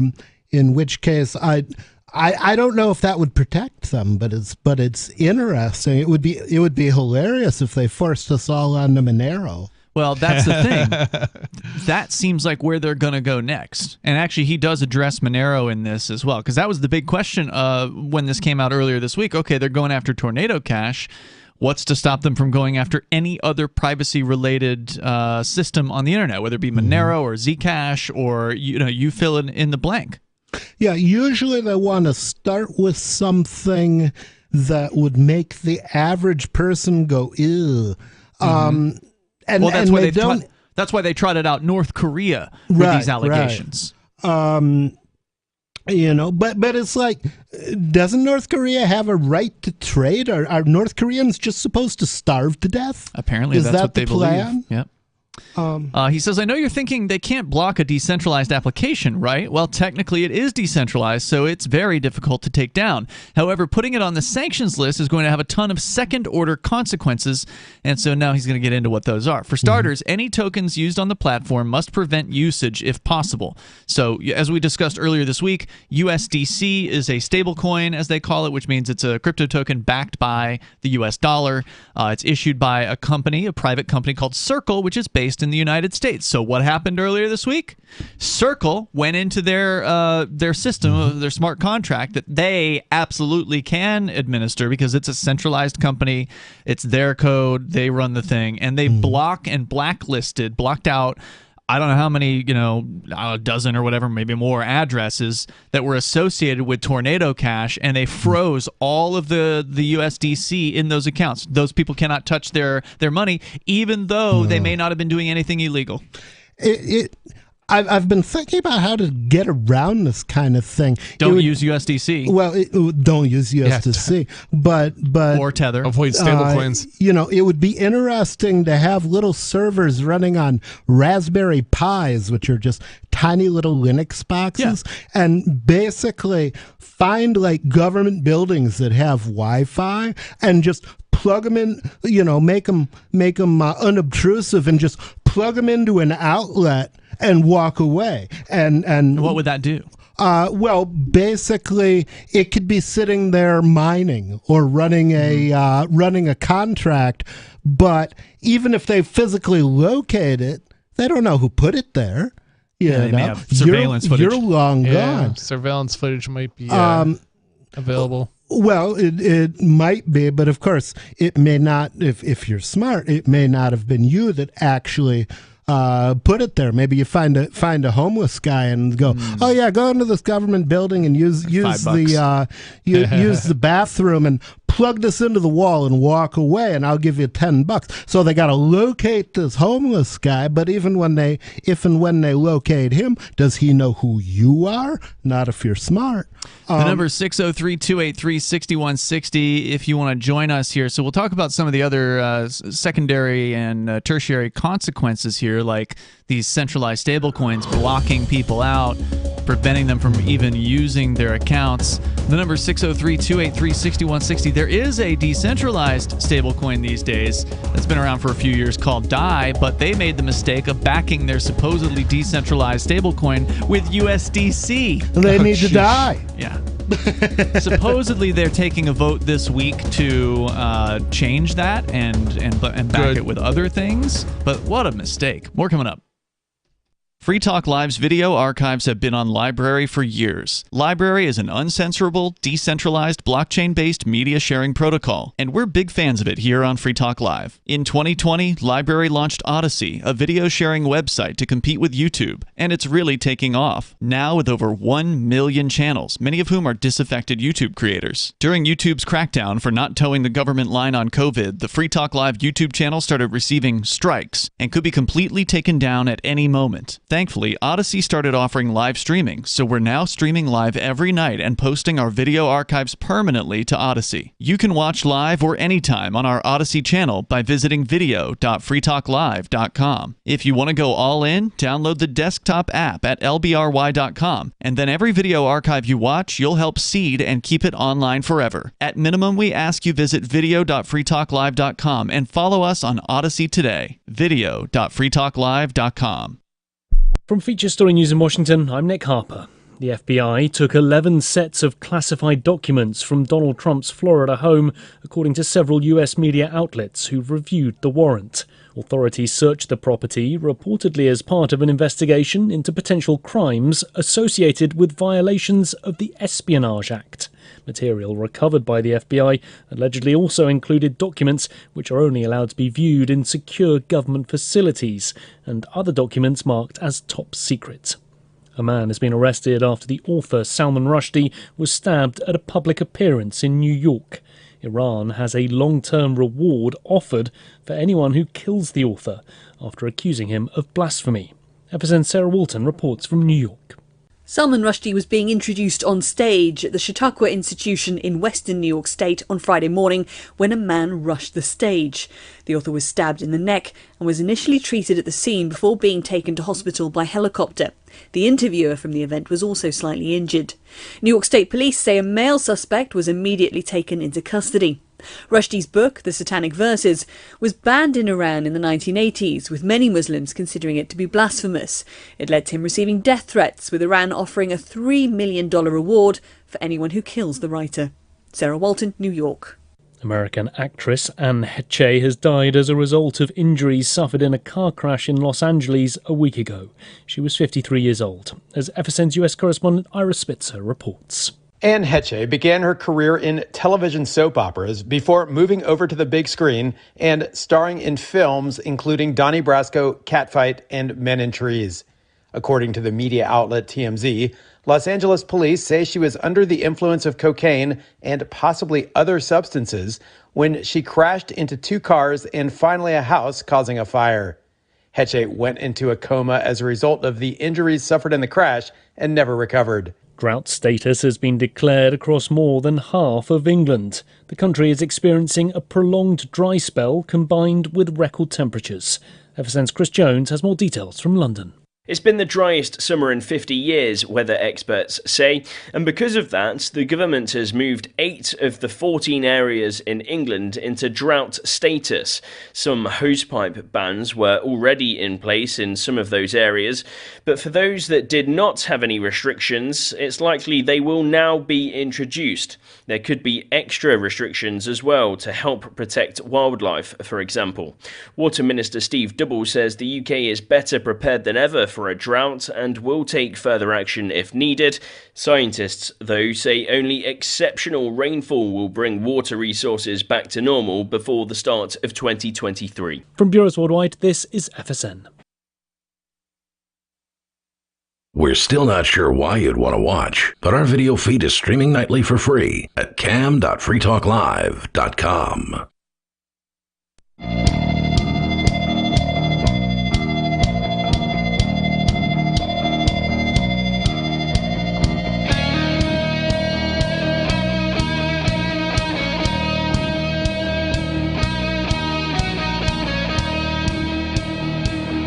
Free Talk Live, and you can join us here. The number is 603-283-6160. That's 603-283-6160. Joining you tonight, you've got Ian. Nobody.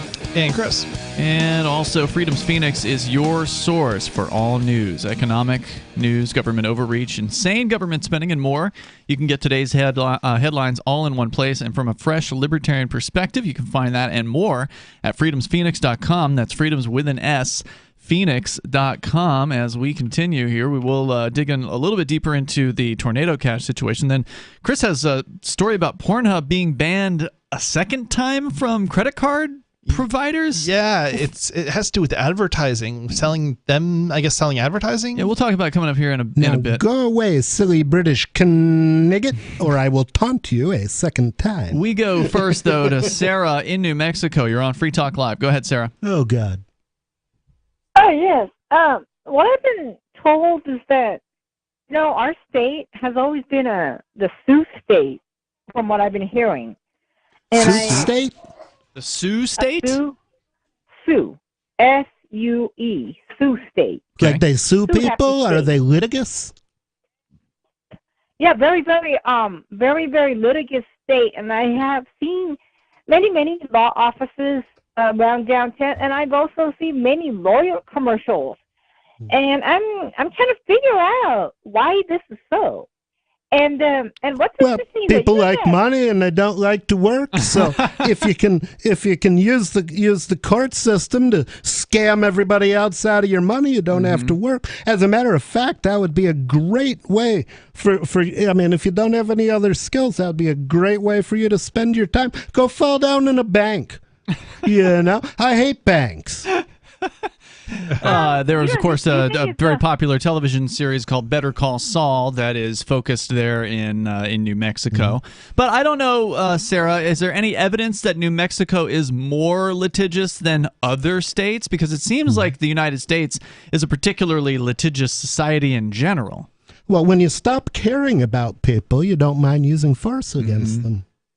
Well, you know what? Well, what I was amazed at was that that McDonald's, the water was too hot, and it spilled onto her private. It burned her. Yeah, that's an old case.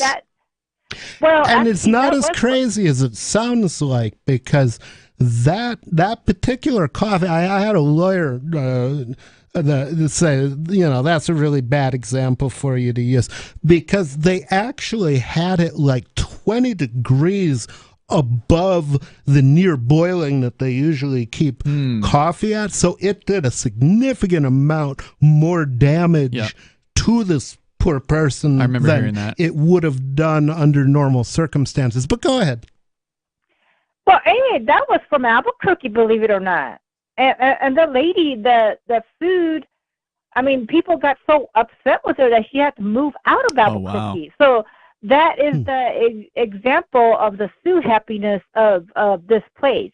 But again, Sarah, I guess she was so sad by the end because she had to move. Sarah, you didn't answer my question, though. Is there some evidence that says that New Mexico is more litigious than the rest of the states? Well, I don't know the actual like per capita data. I don't know if they have a real breakdown. But I have a theory why this is. Data matters. It's not the plural of anecdote. Go ahead with your theory. Well, I have a theory why this is so, because it's like everybody has to kind of fend for themselves because I thought you guys were all commies down there, share alike. That's what she's saying. She's saying communism would fix this problem, right, Sarah? Is that what you're getting to? Well, it's still just kind of like the wild leftover mentality.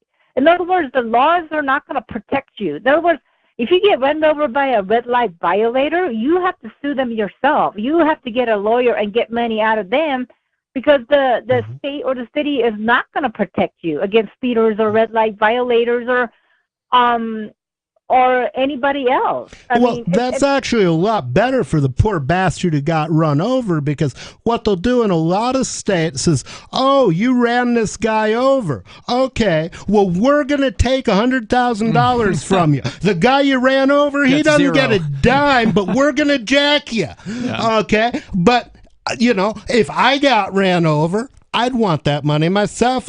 I'd feel worse if the government got a bunch of money out of it, because they're just going to hurt people with it. So, Sarah, you actually believe that communism would stop this, right? You think that if there was a communist government, that people would have everything they needed, and so therefore they wouldn't be, the way that nobody was suggesting, all litigious and lazy. Are you aware that there are history books out there and you can actually read words on the paper and it will tell you about things that happened in the past? Because I think that if you knew anything about the history of the world, you would quickly abandon that theory. You mean like the history of communism? The history of communism, the history of reality.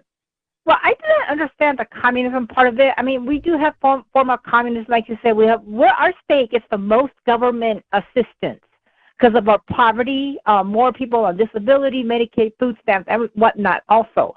But that aspect is communism. The other aspect is that our laws do not really, it's not stringent. That part is not so much Nobody's communism. laws protect anybody. Well, here's the thing, is that we had to sue. They hired anybody, and then they raped girls. They had sex with mentally ill girls in the mental hospital. Who runs the mental hospital? Half the people I've dated have been guano loco. Hold on, Sarah. Hold on. Who runs the mental hospital? Well, the thing is, your mental hospital, your state people, the quiet part is the government runs. Our state, we don't. So then our state, they have to get a lawyer to sue on behalf of the mental ill. Okay, but who runs the mental hospital?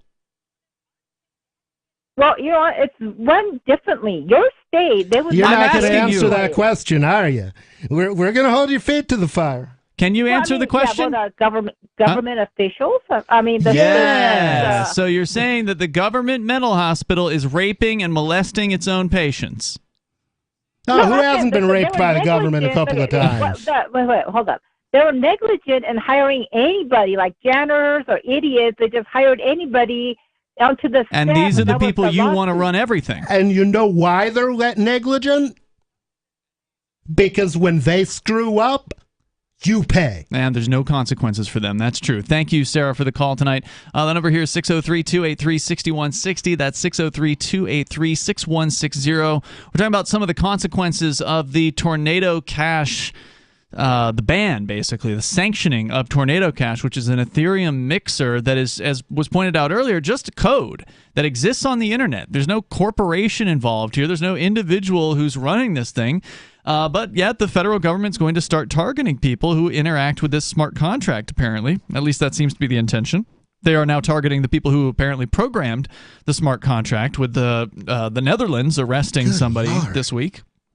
But they point out here that another potential consequence is that centralized exchanges may very well start blocking and reporting any transactions to their accounts that they think might be associated with any of the sanctioned accounts. So they're sanctioning a group of accounts that's associated with Tornado Cash, for instance, wherever it is that the mixing goes on, and they have to remove the coins from the mixer and send it to their clients. All of those have been sanctioned. And like the no-fly list, most of these people are completely innocent. Correct. And when you sign up to the exchanges, you know they collect your name and social security number and address, and they will be able to identify you if some of this information comes to, some of this data comes to you. Because that is ultimately what we're talking about, transferring data.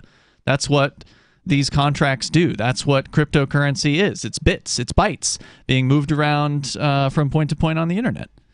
The ISP here. One other thing worth mentioning is that access to the Tornado Cash website can be blocked by your ISP or the company that gives you internet. They can simply block any Tornado Cash web assets from being delivered to your address. Now, of course, there are ways around that. Use a VPN. Yeah, you can have a VPN. And it doesn't matter, because if it's delivered on the blockchain, then access it when you're not home.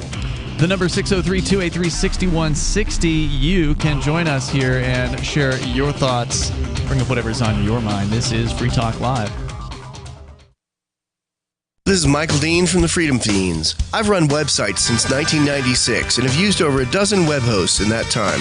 AgristHosting.com is the only one that hasn't broken my heart. Agrist Hosting's uptime and service is stellar, and their DDoS mitigation is the best I've seen. That's important because if you tell the truth in this world, you'll ruffle feathers. And some people will try dirty tricks to silence your voice. No matter what the haters hit us with, Agrist Hosting keeps our websites online.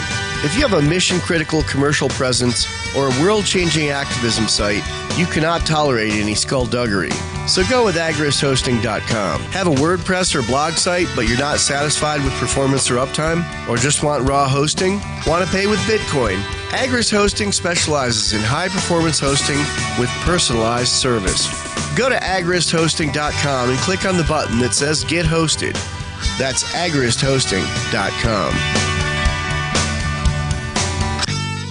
I'm a little obsessed with My Magic Mud. Several years ago, I met Jessica Armand, the founder and CEO of My Magic Mud, and I didn't even know my teeth were coffee stained. A week's worth of use convinced me, and now I use it every 3 or 4 days. It's clinically proven to whiten teeth, and I think it cleans better, too. My Magic Mud's available at most local health food stores, Sprouts, Natural Grocers, CVS, Walmart's Natural Beauty Aisle, but I can get it for you for 20% off with coupon code FTL20 at mymagicmud.com. FTL20 mymagicmud.com. There are lots of ways to listen to Free Talk Live. Our podcast has been around since podcasts began, and now the FTL feed is loaded with content besides our full show archives. Did you know that we make it easy for you to customize your podcast subscriptions? We have different feeds, one that includes only our full shows, one with just the Daily Digest, and our main feed that includes everything. You decide what you listen to. It's quick and easy to customize your feeds at feeds.freetalklive.com. That's feeds.freetalklive.com.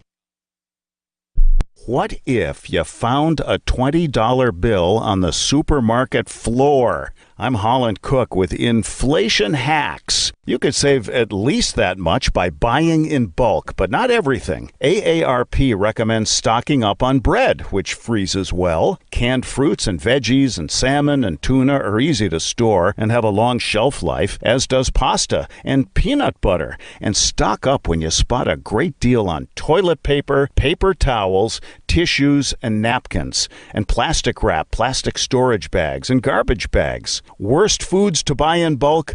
Big containers of junk food, which go stale quickly, and cheese, which doesn't freeze well. Because fish has high water content, freezing it too long can result in flavor loss. And olive oil has a limited shelf life. How are you coping? Post your inflation hacks at andyoucanquoteme.com.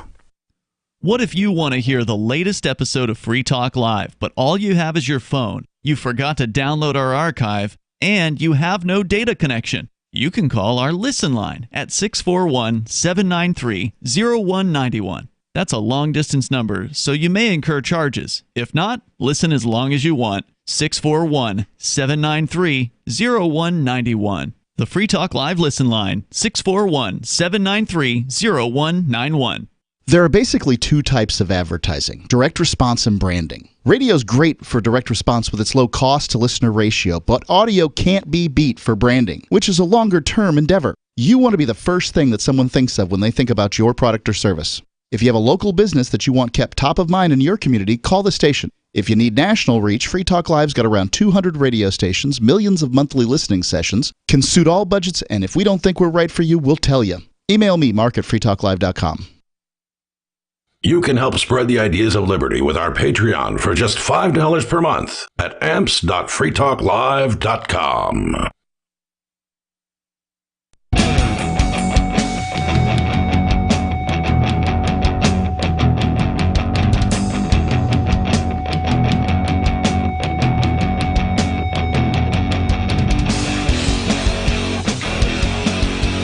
This is Free Talk Live, and you can join us here. The number is 603-283-6160. That's 603-283-6160. Here in the studio tonight, you've got Ian. Nobody. And Chris. Phones are open, and you can bring up anything you want. We've been talking about the ramifications of what appears to be a first, banning programming, banning code that somebody wrote a few years ago called Tornado Cash. It is currently operating on the Ethereum blockchain. And what that means is there's not a server in a rack somewhere. Like normally when a computer code is being run, it's being run on a single computer or maybe some computers in parallel or whatever, right? Like it's being run in usually one location on one machine or whatever.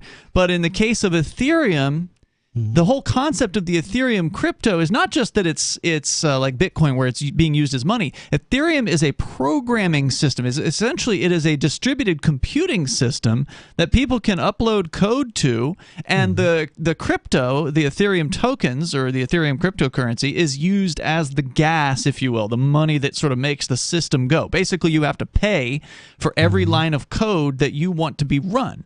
And so the more complex Ethereum contracts cost more to operate. If it was cheaper, that would be a hell of a way to run a decentralized search system.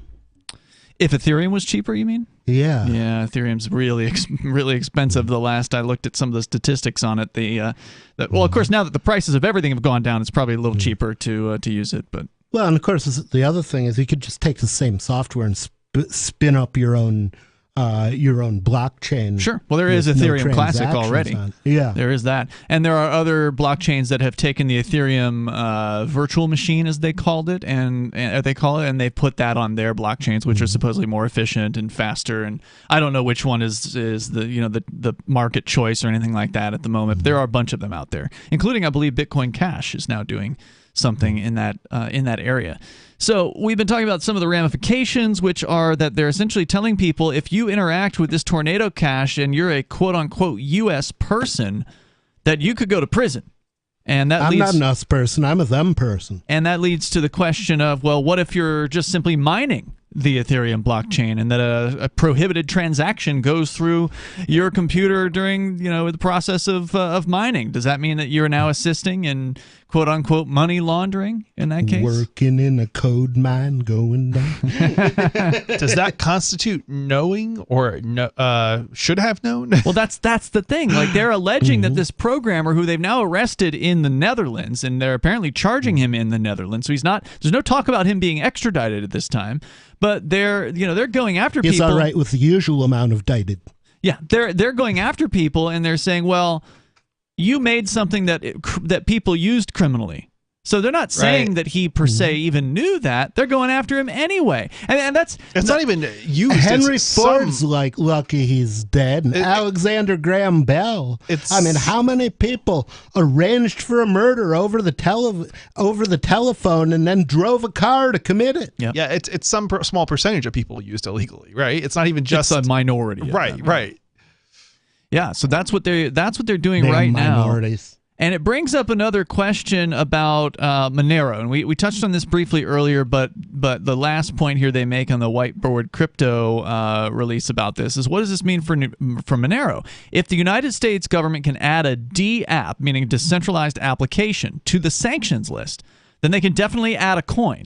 And this would be very bad for Monero, as it would ensure that all U.S. exchanges remove Monero from their listings, which would greatly prevent people from trading the asset. That doesn't mean it would be the end for Monero, but it probably wouldn't be good for future development and price action. And for those that don't know, Monero is sort of the world standard, if you will, for anonymized cryptocurrencies. We don't even know who the creator of Monero is, and thank goodness. Yeah, lucky him. Yeah, I mean, it was a smart move to not put your name on that particular product, because if they can go after a programmer of a simple mixer, well, they definitely would go after somebody who created Monero, which is much more obscure than just a simple crypto mixer. Well, you got to look at it from their point of view. Their banking system is complete crap. Yep. How dare people come along and deliver something so much better that you owe your lives to these bankers. They own you, and you're trying to escape. Now, of course, some people might take the Frederick Douglass tack and say, when I left you, I took nothing but what belonged to me, and in no way reduced your means of making an honest living. This was from the escaped slave Frederick Douglass in a later letter to his so-called master. Yeah, they're losing control is what's going on. I'm losing control. They're freaking out about it. The government. Yeah, and they're doing everything within their power to try to slow the spread of cryptocurrency, to try to stop people from getting their hands on these important technologies, because it will bring down the banking system if enough people make the switch. But yeah, and the thing is, I mean, they literally, if they keep carrying this logic to its logical conclusion, which is where logic goes if you don't watch it, you know, if you can ban the D app, why not ban the language it's written in, the platform it's written on? Why not bring all technological progress to an end, except that progress is made by the few people who have nursed on the snotty ends of the proper meat whistles and therefore are permitted to actually produce things. You know, I think a good way to describe this might be these are the say it is effectively these are the same people who want to ban cryptocurrency and are doing all this that want to ban cash and are. They've begun doing it. They want total control. And they want to ban farming. They're banning farming in the Netherlands and Canada.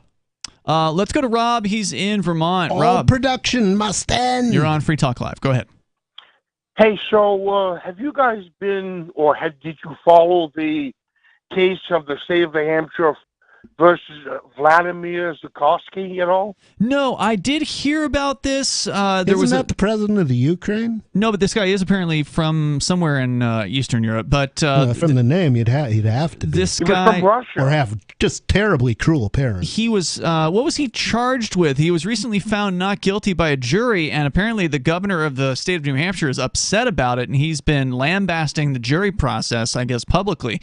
Maybe I should cry. What's the story, Rob? Him and that meatball there that works at the Attorney General's office. I'm losing.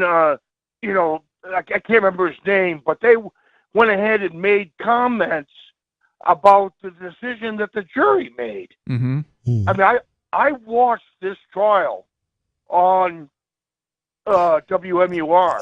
Okay. At the beginning, okay, you could hear a lot of people making all the comments about how bad this guy was and what he did. And slam on the brakes for just a second. What was this joker charged with? He was charged with 7 counts of manslaughter. Good God, who'd he slaughter? Well, I mean, what I'm getting to is that this guy was on Route 2 up in north, in New Hampshire, and he was driving along on Route 2, and then in the other direction there was this motorcycle club. I remember that crash. Yeah, and what was said was that the guy driving the truck, Vladimir Zukovsky, they said he was all gooned out on heroin. No, who isn't these days? Which wasn't true. It wasn't in the morning that he was on heroin, and in the afternoon he was good or something. Yeah, he was. They did a analysis on his blood. They found there was nothing in there. But what they didn't tell the public, he's going to die. No, he didn't. There was no heroin in his system. Oh, okay. When you they can live did a without blood that. test on him. Okay. Right. So, but what they didn't tell the public was the guy leading the pack in this motorcycle group was blood alcohol tested at 0.135. Oh, so he was drunk. Really drunk. And that's how he died, the leader of the pack. But, that's twice the legal limit of what, he should have been having. And they were on their way to go to where? The American Legion. So they can drink some more. In where? They were on their way. They came from a keg pack. Hang on, Rob. Sounds like a really interesting story, and we're going to continue in a moment. The number 603-283-6160. It sounded like head-on collision, because he said the truck was going in one direction and these bikers were going in another. And apparently the jury found this guy not guilty. It's all that Russian disinformation. There's more coming up here. 603-283-6160. You can join us. Hour number 3 is on the way. This is Free Talk Live. Are you tired of governments murdering people around the world? Stop using their money. There is an alternative. Bitcoin is a stateless, free market, non-political currency. Bitcoin cannot be inflated or controlled by any government. By using their money, you're helping the state. Stop doing it. You have an incredible alternative available now. Learn it, use it, spread it. Get started with Bitcoin at Bitcoin.com. That's Bitcoin.com. Tired of cancel culture? Sick of mega tech corporations holding an axe over your head? Join the LRN.FM Matrix chat server. It's self-hosted, so no one else can tell us what to do or say. Don't like the existing channels? You can make your own. You can even connect into some of our channels from other Matrix servers. It's federated. For the full LRN.FM Matrix experience, though, you should join our server via the step-by-step instructions at chat.lrn.fm. Chat.lrn.fm. Looking for a great real estate investment? Consider New Hampshire, which is ground zero for the Liberty Movement. Your first call should be to Mark Worden from Porcupine Real Estate. He's more than just a real estate agent. He's your New Hampshire concierge. Where are the best places to live? Do you want farm, city, the burbs, or forest? Do you want a duplex or multifamily building so that renters pay your mortgage? There are homes in all price ranges in New Hampshire, and Mark can help with financing too. Invest in liberty and property. Mark Worden can help. PorcupineRealEstate.com. If you want to know the latest about Free Talk Live before we go on the air, all you need to decide is how you want it delivered. It's your choice. Visit news.freetalklive.com to receive our usually weekly news updates by email. Plus, we have a Twitter account at twitter.freetalklive.com, and you can follow us on the decentralized Mastodon platform at toot.freetalklive.com. So please follow us at toot.freetalklive.com and sign up for our emails at news.freetalklive.com. You're listening to the live edition of Free Talk Live. Hour number 3 is next after the news here on the Liberty Radio Network at LRN.FM. From Feature Story News in San Francisco, I'm Ira Spitzer with a look back at the week's top stories. A U.S. federal judge released documents related to the search of former President Donald Trump's Mar-a-Lago home following a request from Attorney General Merrick Garland. The 7-page filing shows that FBI agents seized around 20 boxes from Mar-a-Lago on Monday. Some contained information listed as classified or top secret. The search warrant cites possible violations of the Espionage Act, which covers unlawful retention of defense-related information that could harm the U.S. or aid a foreign adversary. It also cites laws prohibiting the concealment or destruction of documents to obstruct an investigation and the unlawful removal of government materials. The former president's lawyers have argued that Trump declassified the documents before leaving office. The U.S. House of Representatives passed a sweeping healthcare, tax, and climate package worth hundreds of billions of dollars. The bill, a major boost for U.S. President Joe Biden's domestic agenda, represents the largest climate investment in American history, with targets to reduce carbon emissions by up to 40% by the end of this decade. FSN's Benji Heyer has more. The $700 billion Inflation Reduction Act, a flagship component of Joe Biden's domestic agenda, can now be signed into law by the president, having been approved by the Democrat-controlled House. In it, a number of policies aimed at lowering prescription drug costs and cutting the deficit by roughly $300 billion. One of the major objectives is to bring down carbon emissions by 40% below 2005 levels, though that falls well short of the 50% reduction promised by President Biden just last year. Republicans also warn the bill would limit investment and drive up inflation. Benji Heyer, Washington, D.C. A man has been arrested after the author Salman Rushdie was stabbed at a public appearance in New York. Iranian religious leaders have a long-standing reward offered for anyone who kills the author after accusing him of blasphemy. FSN's Sarah Walton reports. Salman Rushdie was being introduced on stage at the Chautauqua Institution in western New York State on Friday morning when a man rushed the stage. The author was stabbed in the neck and was initially treated at the scene before being taken to hospital by helicopter. The interviewer from the event was also slightly injured. New York State police say a male suspect was immediately taken into custody. Rushdie's book, The Satanic Verses, was banned in Iran in the 1980s, with many Muslims considering it to be blasphemous. It led to him receiving death threats, with Iran offering a $3 million reward for anyone who kills the writer. Sarah Walton, New York. From Bureaus Worldwide, this is FSN. With FSN Spotlight, I'm Simon Marks. If you thought polio was largely a thing of the past, events in the US and the UK over the last couple of weeks will have made you think again. Authorities in New York last month urged parents to get their children's polio boosters up to date after a handful of cases were reported across the state. Now, parents of children aged up to 9 years old in London are being told to do the same. Dr. Kathleen O'Reilly is with the London School of Hygiene and Tropical Medicine. Polio has still got a bit of a long way to go, unfortunately. So there are still cases in Pakistan and Afghanistan, and then we also have this vaccine-derived poliomyelitis in a number of countries across Africa and Asia. And now, of course, in London, we have evidence of circulation from sewage samples. Kids love interacting with each other and perhaps don't wash their hands as much as we might like them to. But, you know, that there is the possibility of transmission of this virus, especially in people and children included who haven't been vaccinated.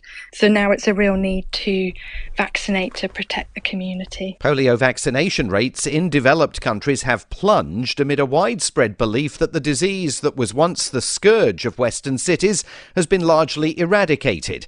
And indeed it has, but doctors fear those gains are now at risk. With FSN Spotlight, I'm Simon Marks. The main news again. A U.S. court releases documents connected to the search of former U.S. President Donald Trump's Mar-a-Lago home showing possible violations of the Espionage Act. The U.S. House of Representatives passes a sweeping healthcare, tax, and climate package worth hundreds of billions of dollars. And a man was arrested after the author Salman Rushdie was stabbed at a public speaking appearance in the state of New York. This is the Onion Week in Review.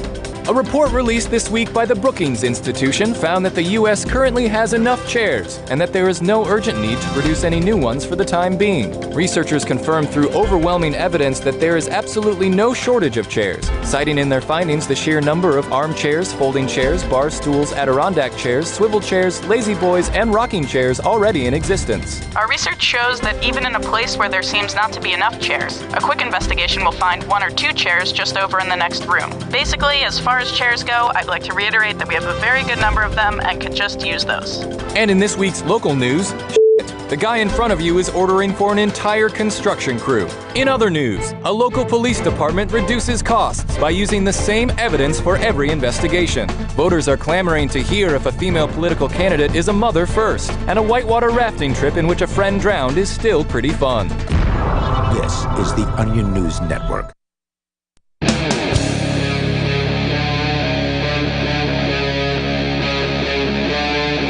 Free Talk Live.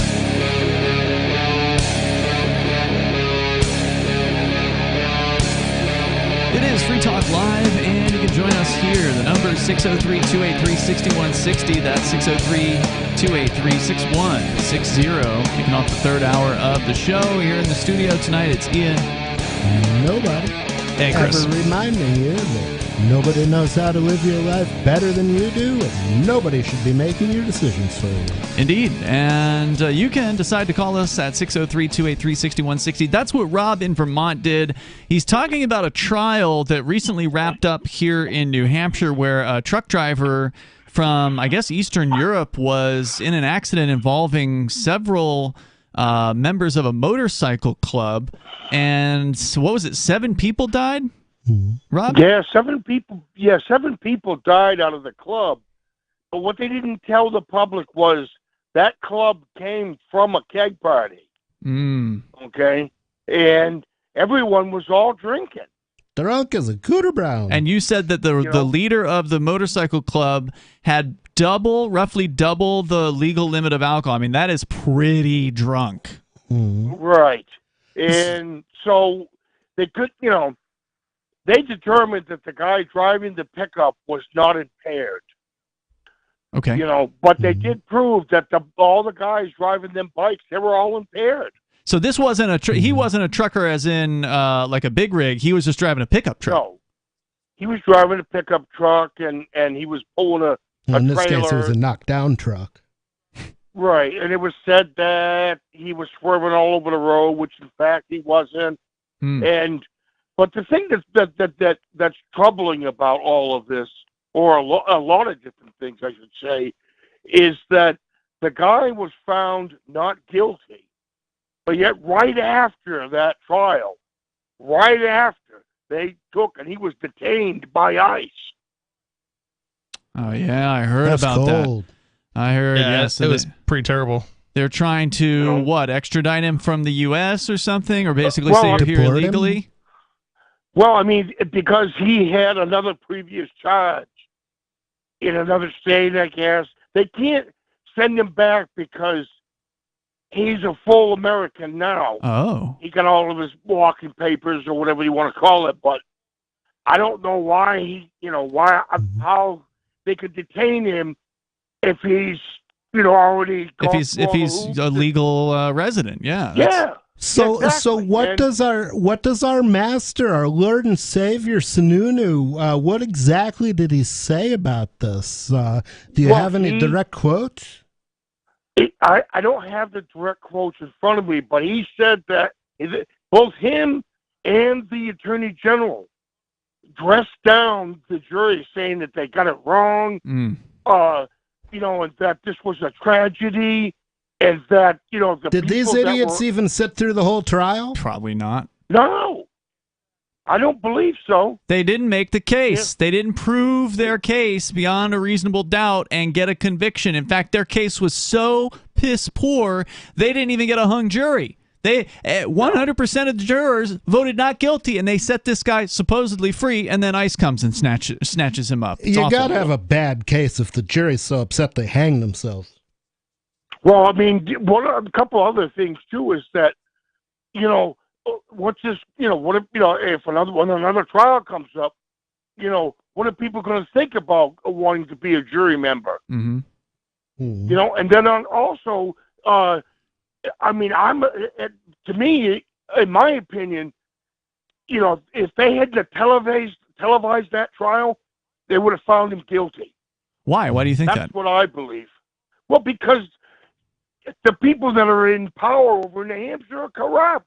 Well, that's true everywhere. I mean, I don't know if that would have made a difference as far as the jurors are concerned, because when you televise a trial, you're generally under orders from the judge to not shoot the jury as far as, you can't show who they are. So they're just as anonymous in a televised trial as they are in a non-televised trial. With cameras, I was thinking, God, you're never allowed to shoot them. This is an illustration, though. So many people think they're smart by getting out of jury duty, and I must admit, last time I got a jury summons, I didn't show, but I didn't know, and also I was under you didn't indictment, get the summons until 2 months later. Yeah. Also, I was under indictment, so there's no way they were going to let me on the jury. But if you ever have a chance to be on jury duty, you can save an innocent person's, maybe not save them from death, but save them from having all the value sucked out of their life. You can save them from a conviction for some sort of quote-unquote crime that has no victim, which in many cases, or in the case of this person who is being wrongfully prosecuted, even though there were people who died in this particular case, it wasn't his fault. And that was proven pretty clear in this case. Obviously, the jury set this man free, despite the fact that he was an immigrant. And always remember what they say in A&A. They say you can recover from addiction, but you can't recover from conviction. My opinion is that, Prince Sununu should step down and let nobody take his place, because nobody tells the truth. Nobody can fix the economy, and nobody cares about the poor. And nobody should be governor. True. Thank you for the call tonight. I appreciate it, man. Governor. Thanks for bringing that story up, Rob, because I had heard the headlines and I didn't know the details, and I appreciate you sharing that with us. So thanks for the call. It is a shame that you aren't running this time around, nobody, because, and the only reason you really aren't, as I understand, is just because the criminal procedure, essentially, yeah, I mean, basically because I was under an indictment, and now I'm under sentence, so you can't. So for 2 years, I'm pretty much stymied Right. But that's okay. I can build name recognition because not enough people know who nobody is. Yeah, and it's a shame because last time you ran in 2020, you ran as a Republican. It was when you changed your name from Rich Paul to Nobody to run for office for governor as a Republican candidate here in New Hampshire. And you talked about changing to Democrats to run on that side of things. But again, the criminal charges basically prevented that from happening. But I was reminded of your absence last week. It was Friday. I took the day off, and Bonnie and I went to a political event where it was mostly, I think it was almost all Republicans, but some of them wondered where you guys were. Yeah, some of them were libertarians, running as Republicans or whatever. But there's an event that was put together by a lady named Therese Grinnell. She's called this show before, and she kind of got activated by the whole COVID crackdown situation. She'd never been an activist. She'd never been an activist before, and she was a nurse, and so of course things were really crazy where she was working, and so now she's nursing a grudge. I don't think she works for that organization anymore, but she is out, and she is definitely trying to make a difference in New Hampshire, and so she put together this event. Really? She invited people that were running for governor and for state senate and for executive council. So I got an invite to be there. And have the opportunity to speak to the audience, which was at least 130 people by my count when I spoke, so not too shabby for a newer organization. And then later in the evening, they had the gubernatorial debate, and there are 5 people running for governor, I think, aside from Sununu, or maybe it's 4, but several. There's several people. And I just thought, man, it's a shame nobody's not on that stage because there was really no outstanding candidate at all. They're all very kind of conservative Republican sounding, and it would have been great to have somebody up there that actually understood the principles of liberty because they don't. Wow, they got nobody. Yeah. Anyway, you were missed in that case. If you do want to see my, they've missed me every time. That's why I'm still alive. If you do want to see my speech, it was all about independence. I took the time that I had and I focused on the new study that came out a few weeks ago, showing that 52% of Republicans in New Hampshire already, before Trump got raided, they supported the idea of New Hampshire being an independent country. And focused on some of the interesting statistics from that survey, and I got a lot of compliments after the fact. A lot of people, I got applause during, a lot of more applause than I expected during the speech, and a lot of compliments afterwards. So people are open to the ideas of independence. Yeah, there's been a lot of Twitter chatter. A lot of people twittering on about national divorce. And I think that's the way to put it because it makes it clear what's going on. We got irreconcilable differences with an abuser. I mean, I'm on neither side, but I just hate living in a place where half of the people hate the other half of the people. The number here is 603-283-6160. The latest on Pornhub coming up. Do you feel like your nation, state, or community no longer holds your values? Have you dreamt of a place where people agree that liberty is important and are free to pursue their projects so long as they respect the property of others? There are many people just like you that are discovering freeprivatecities.com. Their social media links are at the upper right of the page at freeprivatecities.com. All skill levels will be needed when the first of the Free Private Cities opens. It's sooner than you think. Stop arguing and build. freeprivatecities.com. So you've signed the Shire Society Declaration and are planning your move to New Hampshire to be around more liberty-oriented people. Next, sign up for the Shire Society Forum at forum.shiresociety.com. There are a bunch of people there who are already in the Shire, and they want to meet you. If you're already in the Shire physically, you should also come by the forums. Remember, not everyone uses Facebook. New people are signing up for the Shire Society Forum every month, so drop in and say hello at forum.shiresociety.com. Brute force, intransigent defiance, adamantine will. These are the hallmarks of the AI tank. These gigantic machines have the firepower of an army, but they also have their own sense of honor and duty. When the world breakers arrive, battle will be joined, planets will shake, and war and peace will never be the same again. World Breakers. Stories from David Weber, Larry Correia, and more. Available August 3rd from BaneBooks.com. The new 4th edition of Healing Our World, The Compassion of Libertarianism will take your understanding of liberty to a deeper level and has over 1,300 updated references, new cartoons, and a foreword by Dr. Ron Paul. With discounts for multiple book purchases, the 4th edition of Healing Our World is a great gift for the liberals, pragmatists, environmentalists, and Christians in your life who think libertarianism is cold-hearted. Get yours today at healing.freetalklive.com and use promo code FTL for a $5 discount. Join liberty-minded voluntarists, anarchists, and libertarians from June 15th through the 18th for the 7th annual Fork Fest at Rogers Campground in the beautiful White Mountains of New Hampshire. Fork Fest is a fork of the Porcupine Freedom Festival, which sold out in 2022. For 2023, we're going back to where it all started, the weekend before PorcFest. ForkFest is decentralized, which means that there's no ticket cost and no one is in charge. All you have to do to join the fun is reserve your camping site, RV site, or motel room with Rogers Campground for June 15th through the 18th. You can find out more at the unofficial website forkfest.party. You can also connect with other attendees on the ForkFest Telegram and Matrix chat rooms, as well as the ForkFest forum. You can find links to those at forkfest.party. We hope to see you there June 15th through the 18th. forkfest.party. There are lots of ways to listen to Free Talk Live. Our podcast has been around since podcasts began, and now the FTL feed is loaded with content besides our full show archives. Did you know that we make it easy for you to customize your podcast subscriptions? We have different feeds, one that includes only our full shows, one with just the Daily Digest, and our main feed that includes everything. You decide what you listen to. It's quick and easy to customize your feeds at feeds.freetalklive.com. That's feeds.freetalklive.com. My name is Jacob Hornberger. I'm president of the Future of Freedom Foundation, which Congressman Ron Paul awarded for having an outstanding freedom website. Write us at fff@fff.org,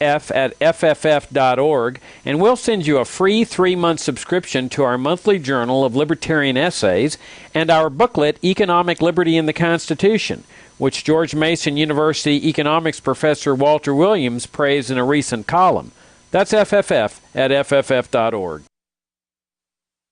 Yep, we still do email. Drop your email address in the entry box at freetalklive.com, and you'll be kept in the loop with Free Talk Live.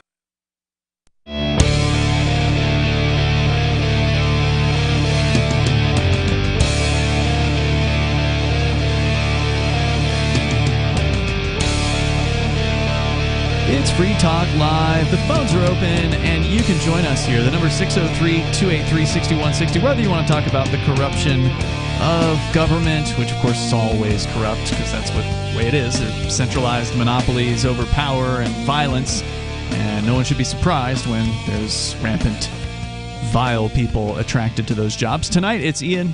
Nobody. And Chris. And don't forget, you can join us online anytime. Just go to freetalklive.com. We do have a social media platform. It's at social.freetalklive.com. It's a Mastodon-based system. It's open source. It's self-hosted. It's federated, as they call it, with thousands of other Mastodons all across the planet. Very, very cool system, and you can jump on there and interact with other Free Talk Live hosts and listeners of the show over at social.freetalklive.com.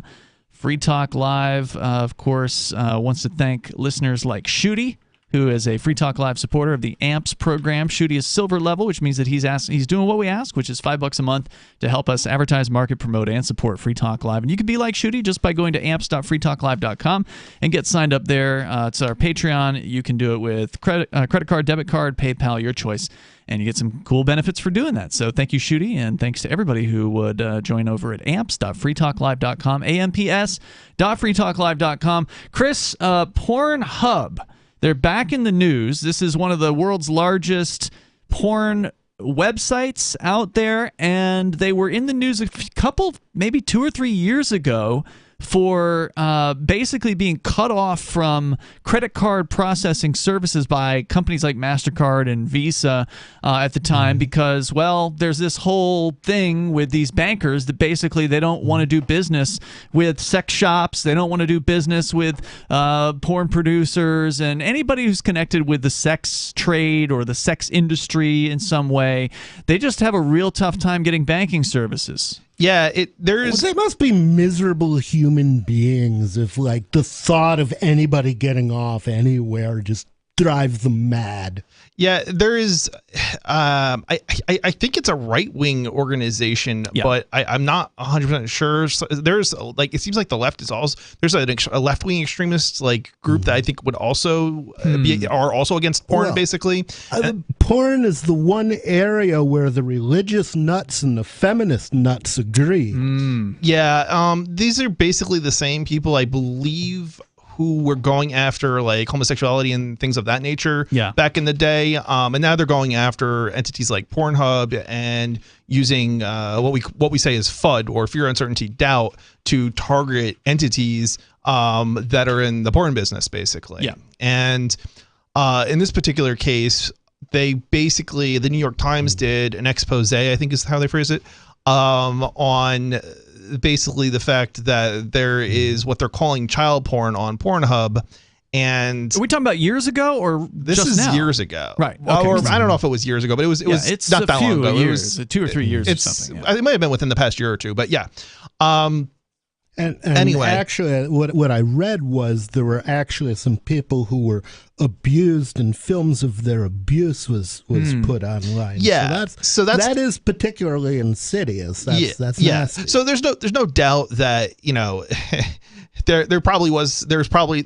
So what people have to understand is it's the way Pornhub used to work was anybody could upload content. Kind of like a YouTube. Yeah. That way they just like YouTube. Yeah. There's so much content being posted all the time. There's no practical way for any entity to, review all of the footage. So they would have to rely on their users to flag things, and then they could get a review. And of course, users, a lot of them are not going to flag content that they like, right? Yeah. So just about none of them will flag content they like. Yeah, and a lot of content will get flagged that isn't illegal too, or against the rules or whatever. Anyway, so there's just all this content, and it's or mixed information as to whether or not what to do about something. Like, right. So it's a question mark. What they ended up doing so again, they got cut off by credit card processing for allowing people to sign up with credit cards. That was one sort of consequence of this. But they also created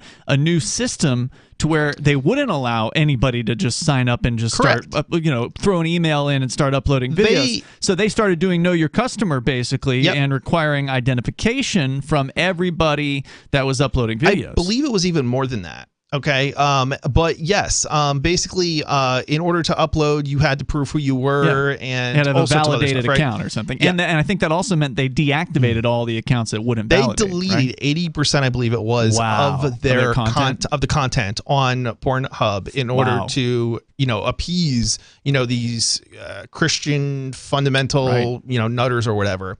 And it's I'm sure, obviously when you have a content, a site like Facebook or YouTube or whatever, or, you go on the internet, user-created content. There's going to be, user-created content. There's going to be, stuff out there, that you are hosting effectively that, you don't know about. Yeah. Now, they come out and they say, okay, well, you should have done something about this because it was reported. Well, it's a little bit more complicated than that, because when you're looking at content and somebody's 17 and somebody's 18, how do you tell the difference just by looking at it? Anyway, that's why they have records mandates and that sort of thing, right? Right. Anyway, so they're kind of being amateur content doesn't have that. That's true. Right.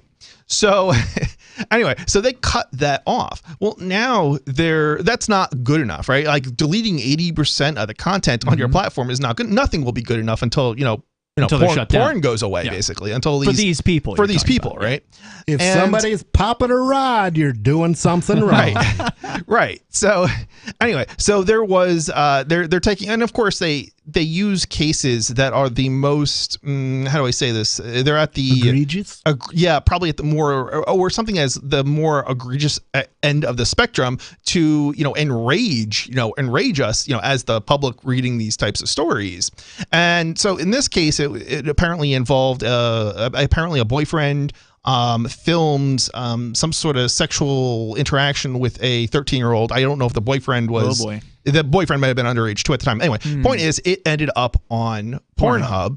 And even under the new verified scheme? I don't know if this was before that or after it. I think it would have been before that. I think it was an old story. I've read this, but I don't know. The lawsuit is happening today, but it goes back a ways. So it probably was before the restrictions. Anyway, who's suing who? So the girl who was filmed, the quote unquote victim. Yeah, the victim. I mean, I don't want to say she's not a victim. Somebody's doing revenge porn.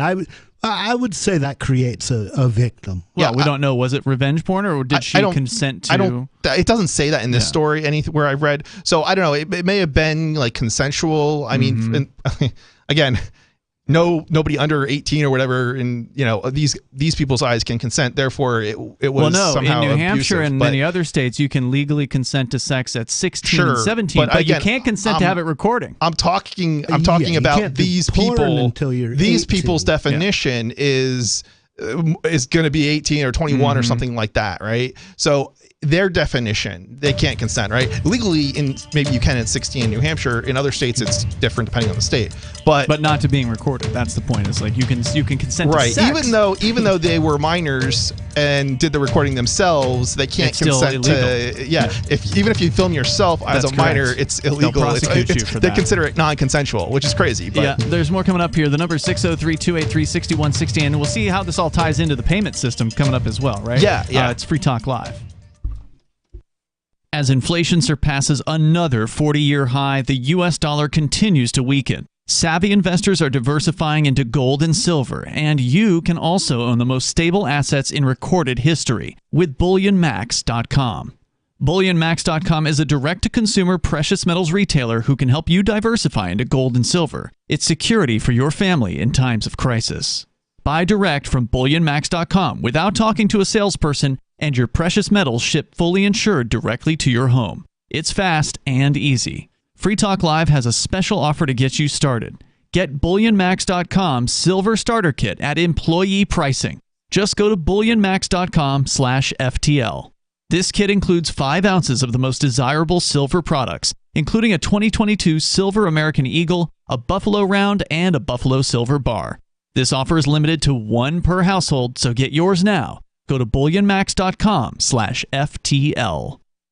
From Feature Story News in San Francisco, I'm Ira Spitzer with a look back at the week's top stories. A U.S. federal judge released documents related to the search of former President Donald Trump's Mar-a-Lago home following a request from Attorney General Merrick Garland.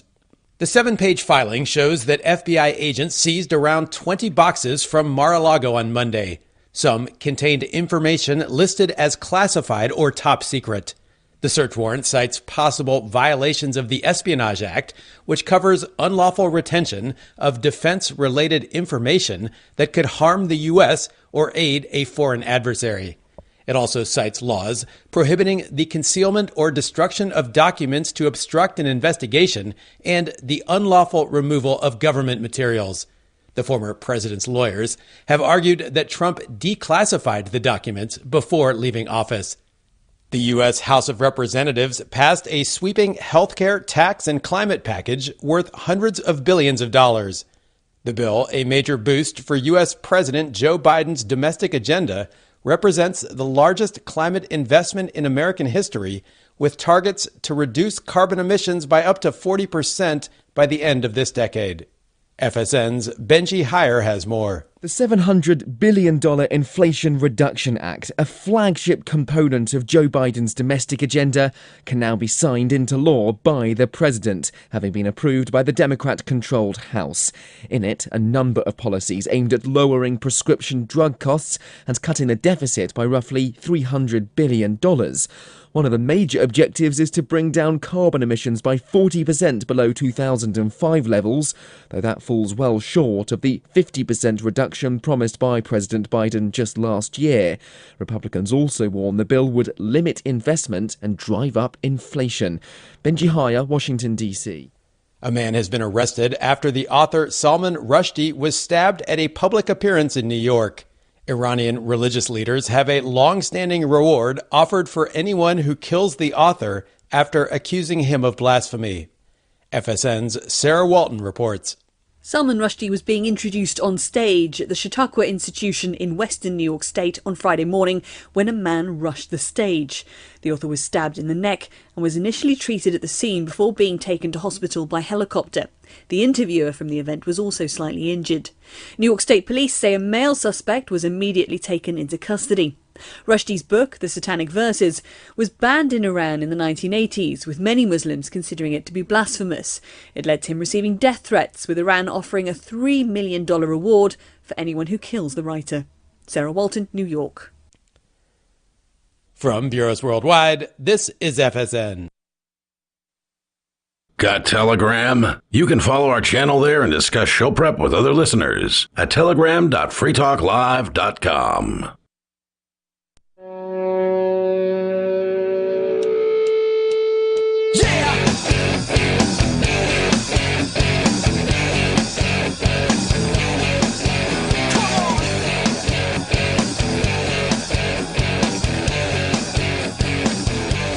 Free Talk Live. The number here is 603-283-6160, and you can bring up anything you want here on this program, where it's open phones every single night. You can also join us online anytime. Just go to freetalklive.com, and you can follow us via RSS feed. What is that? Well, that's the technical name for a podcast. You can follow our RSS feeds. There are a few different ones that we have. Really simple syndication Correct. is what that stands for. You can go to feeds.freetalklive.com and you'll find a few different options there. There's our main feed that has everything that we publish for audio. There's a digest-only feed for those that prefer the shorter version, the truncated versions of the show. And there's also the full episodes feed there as well over at feeds.freetalklive.com, plus links to some of the major platforms where those things are already plugged in. It's easy to subscribe there. So check it out at feeds.freetalklive.com. Chris, you were just getting into a story, sort of the history of Pornhub, which is one of the world's largest porn websites that used to just allow anybody to pop an email address in, create an account, and just start uploading content. I don't even know if it was That's that what we back like in the to day. call a bad plan. That's what happened, and well, I mean, I don't know how complicated it was, but it was supposedly very easy. And then they realized that that was putting them at some level of risk because people were uploading things that they shouldn't have been legally uploading. And then they cracked down and they said, nope, now you have to identify yourself. Now you got to prove an ID. You got to, basically go through a know your customer procedure, and you're putting your name on the line for anything that you upload at that point. Yep. And that you said that resulted in them wiping out 80% of their user-generated content. It's something along those lines. I think in the prior case I think it had to do with Girls Gone Wild. They used to advertise on like late night back in the 90s. That's right. Anyway, so apparently some of those girls were underage, there, and basically one of the problems with this is that when you get told that you've got content that is, quote unquote child porn, and you're paying somebody for that, porn through whatever deals that you've got, and they're saying it's not child pornography or whatever, right? And there's no lawsuit. There's nothing to show that yes, this, there's no court making a decision. That's you're why supposed to you keep records if you're gonna record somebody like that, so you can say it's some of this person stuff who signed this form. Right. So some of this is her ID. So we have to remember that this wasn't always the case, right? This is stuff that's changed over the decades in terms of record keeping, right? Sure. That wasn't the case a couple of decades ago. That wasn't. It was probably a couple decades ago, but maybe 4 decades it probably wasn't, or something. From like the 70s, that wasn't the case, right? Okay, so in the 70s, it wouldn't have even been legal to do it in the first place. 80s, it was at some point in the 70s. It became legal. Anyway, the point is that over the decades, and I think this might go back to the late 90s, something like that, is when the record keeping requirement came into effect. I was alive. I remember reading about it when it was happening. So, I mean, I was pretty young, but I was a teenager probably at that point. But anyway, the point is simply that you end up, these things change, right? So you can't even have necessarily record, or you probably wouldn't have. The law passed before, but it was going through the court system probably in the 90s. As far as something was going through the court system in relation to it at that point, or maybe they changed it a little bit somewhere in there. Anyway, but the point is simply that the laws are changing, right? So you've got to end up coming up, and this is you have to remember there's a difference between this has got to do with production, not necessarily hosting, right? So there's different rules for hosting. You're not necessarily liable for something that you host. You might be liable if you produce it and distribute it without doing the record keeping, right? That doesn't necessarily mean you're liable if you host something. Makes sense. Because it's user generated. Anyway, so it ends up getting very complicated when you have a ton of content. And remember, this doesn't just apply to Pornhub. The most amount of child pornography, as I understand it, is actually on Facebook, not Pornhub. So it's actually probably on the FBI servers, but let's leave them out of it for the moment. The point that I'm trying to make is that you're basically demanding this impossible, this impossibility, right? There's no way to have user-generated content. So unless you plan to get rid of YouTube and you plan to get rid of Facebook, and you basically might want to do that, right? I mean, this is effectively what is being argued by these, these fanatics, these right-wing fanatics here. In regards to this, anyway, so this story though is more specifically, it's using your emotions. It's getting at your emotions here because it involves a 13-year-old girl who, apparently, I don't know, it's not clear, but presumably they're not. Usually they'll say it if it was non-consensual. They'll say something to that effect because it will bring out even more emotion, right? So they haven't said that here. So presumably it sounds like it's a situation where the boyfriend, she was and knowingly the girl, involved, not recorded without her knowledge. Right. She knowingly partook. Whether or not you want to have a debate over whether or not she uploaded with it. Right. Whether or not you want to have a debate over whether or not she could consent, there would be the question of whether she was done without her knowledge, and then that's another question. Right. It doesn't really matter. The point is just here that basically now, at some point, Pornhub has to make a decision about this content. Anyway, so this is going to be one of those probably more extreme cases. Most of the content is probably not. Just for the record, if you're uploading pornos of 13-year-old girls and somebody bitch smacks you, don't come to me for mediation. I will have zero sympathy for you. Anyway. So content can easily get missed. It can get overlooked even if it gets reported because, again, you're probably getting more reports of stuff that isn't actually, forced or illegal or whatever than you are of stuff that is. And it's just a bunch of people's opinions. Right. You've got to filter through them. Right. And then you've got to have somebody filter through them, which costs a lot of money because, again, I mean, if you have to watch a 30-minute video to find out whether or not there's child porn in it, I mean. Yeah, you can't just glance at the first minute and you wouldn't know, right? Right. Yeah, oh boy. And then you have to remember. And those poor bastards have to end up shell-shocked after just watching just the worst of the porn in the world. God. I mean, 2 girls, 1 cup all day, every day. I mean, sooner or later, you just blow your brains out. Well, there's actually stories about I haven't heard them about the Pornhub reviewers, but the Facebook people, people that are tasked with reviewing all the reported posts on Facebook. Violence posts, gore posts, just the worst of the internet. Absolutely. Is what these people have to deal with, and it is pretty tough. Apparently, they've got a fraction of a second. That's why they don't have anybody on 4chan. They couldn't keep them. No, they've got a fraction of a second to make a decision as to whether or not this is allowed or not. An offensive image up, so, and then taking that into consideration, right? Even if you have 5 people, say yes or no, right, like reviewing it, which would never happen, but assuming that happened, let's say it got reported 5 times and 5 people reviewed it, it could be, reasonably, it could be, say, the reviewer could be like, no, this doesn't look like whatever, right, and it could still be child porn or whatever. They could be wrong, and anyway. But that doesn't mean that the company didn't make a good faith effort. They had a system in place. They did, what they, might be even more than reasonable in terms of complying. But that's not good enough. That's never good enough. And anyway, so this case, let's get into this case a little bit. Visa and MasterCard said Thursday card payments for advertising on Pornhub. So they've already suspended Pornhub for taking payments. And I think it had to do with giving money to the porn stars basically on Pornhub because there's a way to donate. And I think that's what was suspended before. I'm not. I think it was sure, a couple of years ago. They were prohibited from allowing customers to sign up with Visa and MasterCard. They're in suspension bondage. Yeah, and it wasn't that in order to pay or make donations, or maybe No, it was maybe just it to was sign just up all together for a paid account. So apparently there's a second. That's when they started taking Bitcoin, and that was what the news was at the time. Okay. You're probably right.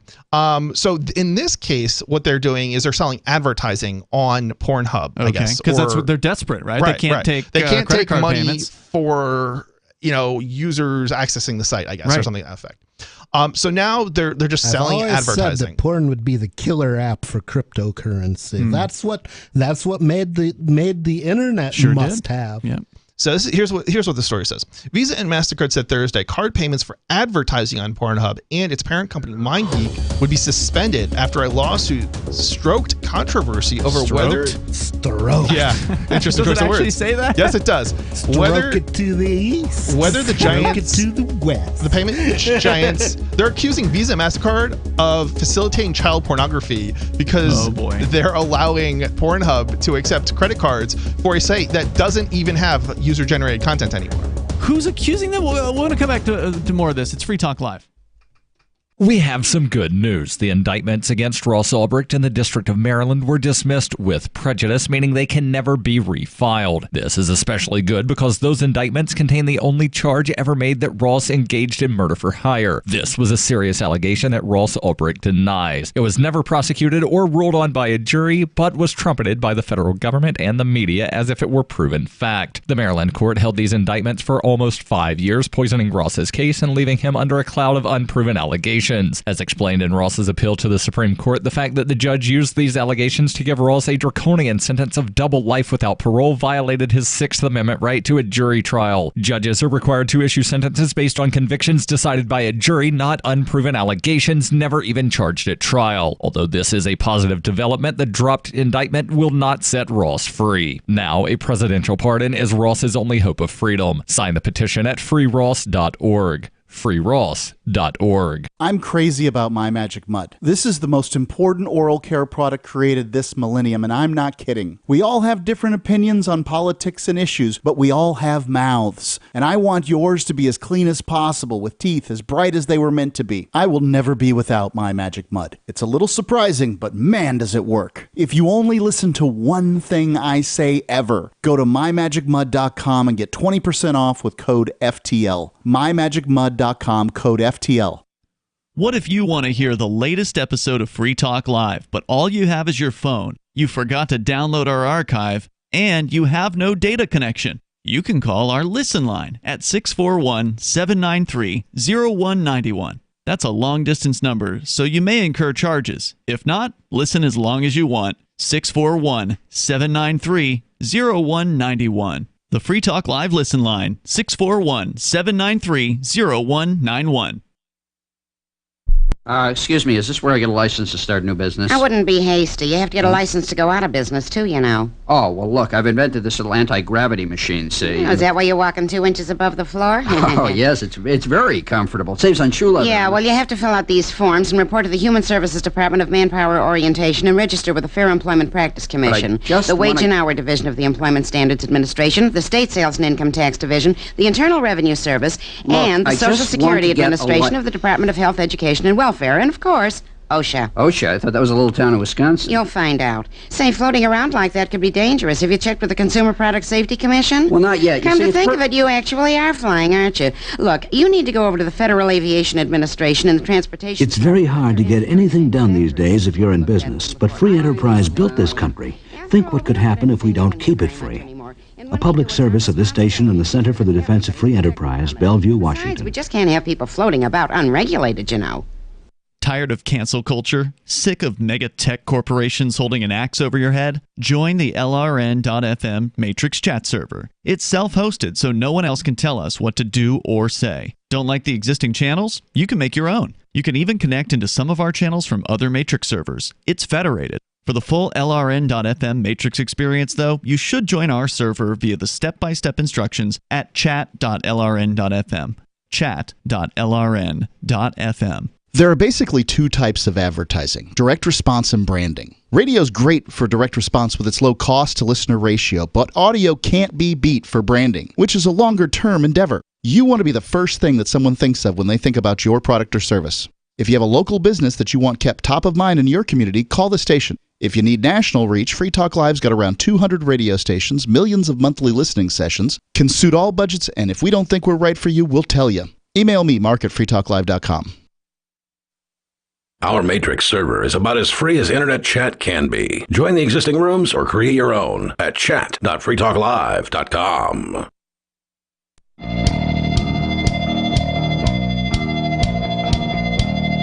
It's Free Talk Live. You can bring up anything in the remaining moments. If you want to join us, the number is 603-283-6160. That's 603-283-6160. And we'll let you know about an event coming up in October where our very own Mark Edge is going to be speaking. It is called Liberty in Our Lifetime. Free Cities Foundation is their annual conference. This year happening in Prague, October 21st through the 23rd. They're showcasing autonomous cities and intentional communities springing up around the world, offering opportunities for settlers to live freer lives. The theme this year is Parallel Structures for Progress. They'll be exploring physical developments and parallel structures emerging in education and finance, offering alternatives for people looking for better ways to learn, educate their children, and invest in the future. You can go to their website, lifetimeliberty.com. Use code FTL20 when you're checking out with your tickets for 20% off of the tickets that you purchased to go to Prague, October 21st through the 23rd. You can follow their Twitter account, which is LibertyIOL. That's at LibertyIOL. To get updates on the event. And if you want to pay with Bitcoin, you can send them a message over Twitter, and they will facilitate that for you. It's lifetimeliberty.com. What? What does that mean? Whatever I don't know. You have to attend the conference and see for yourself. Once again, lifetimeliberty.com, October 21st through the 23rd. Chris, you're telling us a story involving a teenager who was ostensibly recorded and video posted online. She's under the age of majority in most countries. And yeah, it happened a long time ago now. And Pornhub is now being sued over this. Yeah. Well, that's a good question. Yeah, Pornhub is being sued, and Visa MasterCard's involved now. And are they in New Mexico? Because I hear that only happens in New Mexico. They're being attacked because they're now being accused of facilitating child pornography as a result of Visa and MasterCard are being accused of this? Of providing services to They're defendants in the case? Who created the dollars? Well, though? I don't know that they're defendants in the case, but they're being pressured by these right-wing nut jobs, and they're using this emotional case to basically, even after they've just eliminated all user-generated content, which is where the case generated from. Yeah. They're being attacked for so-called facilitating child porn. And the crazy thing is, Pornhub, they the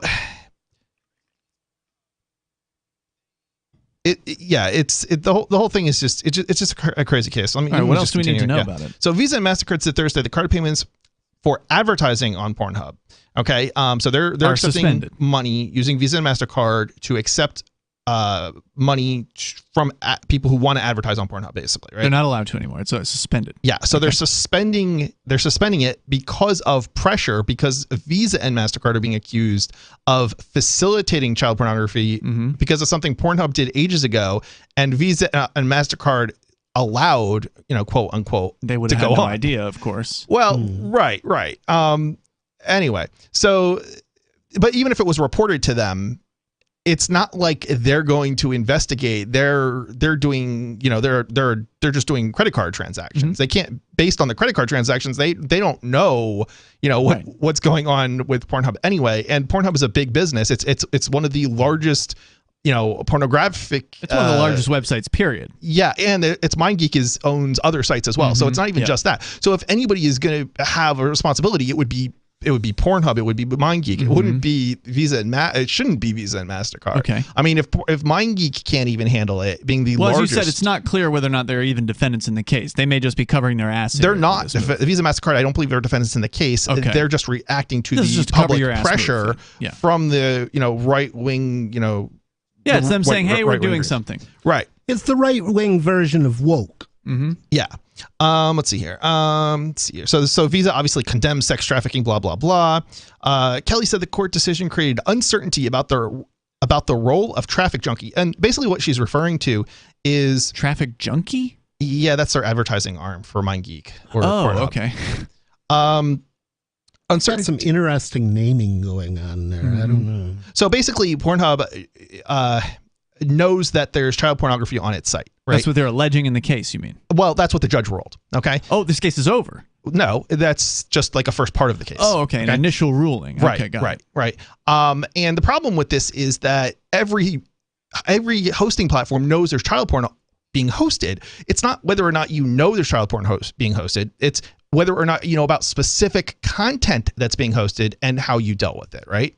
So otherwise, everybody's guilty. Well, presumably, if they knew and did facilitating nothing, child porn, then they would be guilty. But if they're alerted and they remove it, then they wouldn't be. Right, It's exactly. one thing to know that your service is being used for a particular purpose, but like I know that there's now, because somebody just told me that there's a bunch of child porn on Facebook, and Facebook likely knows that too, but knowing that it's there and finding it, but do they know where it is? Two different things. Right. So specific instances, right, have to be reported before there's anyway. So, but the judge didn't rule that. They're just ruling that okay, yes, there is or was child pornography, hosted, and MindGeek knew that there was child pornography hosted. They haven't. As far as I know, they haven't proven that they knew this specific instance or anything like that. That would be proven at trial anyway. So. Anyway, or not. This is what created the uncertainty for Visa and MasterCard. That's what she's referring to. Kelly said the court decision created uncertainty about the role of Traffic Junkie, MindGeek's advertising arm, and accordingly, the company will suspend its Visa acceptance privileges. Again, remember, this is all over an accusation that hasn't been proven in court yet. Even. Sure, that's typical. I mean, if it's all it requires is an accusation like this, I mean, they can shut anybody down. Sure. Just any major site can. Well, they can shut anybody down. They're shutting gun dealers down. Yep. Visa and MasterCard are. The banking system. Are we supposed to disconnect the internet? We need crypto. Are ISPs supposed to disconnect the internet from everybody because they know that there's child pornography out there? I mean, well, this is if crazy. You can't prove you're innocent, you shouldn't be on the internet. I mean, yes, child pornography bad, right? But you can't overreact like this, and that's what's going on. They're overreacting, and but it's typical for these corporate people. Sympathy. I mean, these corporate guys are going to always go this direction. I mean, even in the Crypto 6 case, that Nobody and I and 4 of our friends were charged in. Andy, who was one of the 6, he lost his job immediately from Walmart, where he had worked as like a manager in one of the distribution centers for years. And they just, good God, there's people working for Walmart that have done some stuff that curl your hair. He was just alleged to have, allegedly lied to a bank. I mean, they fired him for that. And there was nothing proven. Right. So this is typical. These corporate guys, they'll hop to whenever the government says hop, they hop, they say how high. Yeah. And they hire felons. Sure. Don't they? I don't know. Maybe. Probably. I mean, I've seen some of their staff. I'm pretty sure they do. So Visa also suspended the sites that contained user-generated content. So basically, Visa and MasterCard are suspending all sites, I think, that have user-generated content. So basically, this is going to come down to a site like Pornhub is going to go in the same direction as YouTube, where, there's still some user-generated content on YouTube, but for the most part, they're pushing the mainstream stuff like CNN. They're trying to turn the internet into cable television. Completely corporatized. Save space. Yeah. And so they're going to make it so that the site will still exist, but it will only have professionally produced pornography on it that has all the paperwork in order. That's 100% what's already happened with Pornhub. And nobody will ever present an interesting idea on YouTube again. Yeah. So here's what the story says about what happened exactly. The woman is suing Visa and MindGeek over sexually explicit video her boyfriend filmed of her when she was 13 years old. So nothing about it being forced or I mean, anyway, it obviously still illegal not still, chill. but yeah, right. U.S. District Judge Cormac of the Central District of California in Santa Ana said Visa made the decision to continue to recognize MindGeek as a merchant despite its alleged knowledge that MindGeek monetized child porn. So not proven, just alleged. Let's see here. Hedge fund manager Bill Ackman recently spoke out about the controversy, he's just hedging his bets, calling on Visa to pressure Pornhub to remove child pornography from the site, which they already did a couple of years ago. They've already done all this, right? Like, this is how crazy. This is old news, but it's new news. It's sort of an update because they're trying to kill all revenue to Pornhub, not because of child pornography, because child pornography doesn't even exist anymore because there's no user-generated content. It's solely to go after Pornhub because, they got money. It's porn, they don't like, these people don't like porn. And the sick thing about this they is show things that Republicans' wives won't do. I think the sickest thing about this is that you've got all these, people who are, getting up there and defending this, defending what Visa and MasterCard are doing. And they're saying, this is what they should be doing or whatever.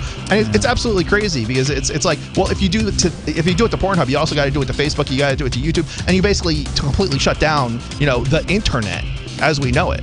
Yeah, they would have a tougher time getting away with. And how about DARPA? They developed the whole internet in the first place. They need to be shut down. I think they're going to have a tougher time going after Facebook, though, because there's so many more people. But there's more kitty porn there. See you tomorrow. Are you tired of governments murdering people around the world? Stop using their money. There is an alternative. Bitcoin is a stateless, free market, non-political currency. Bitcoin cannot be inflated or controlled by any government. By using their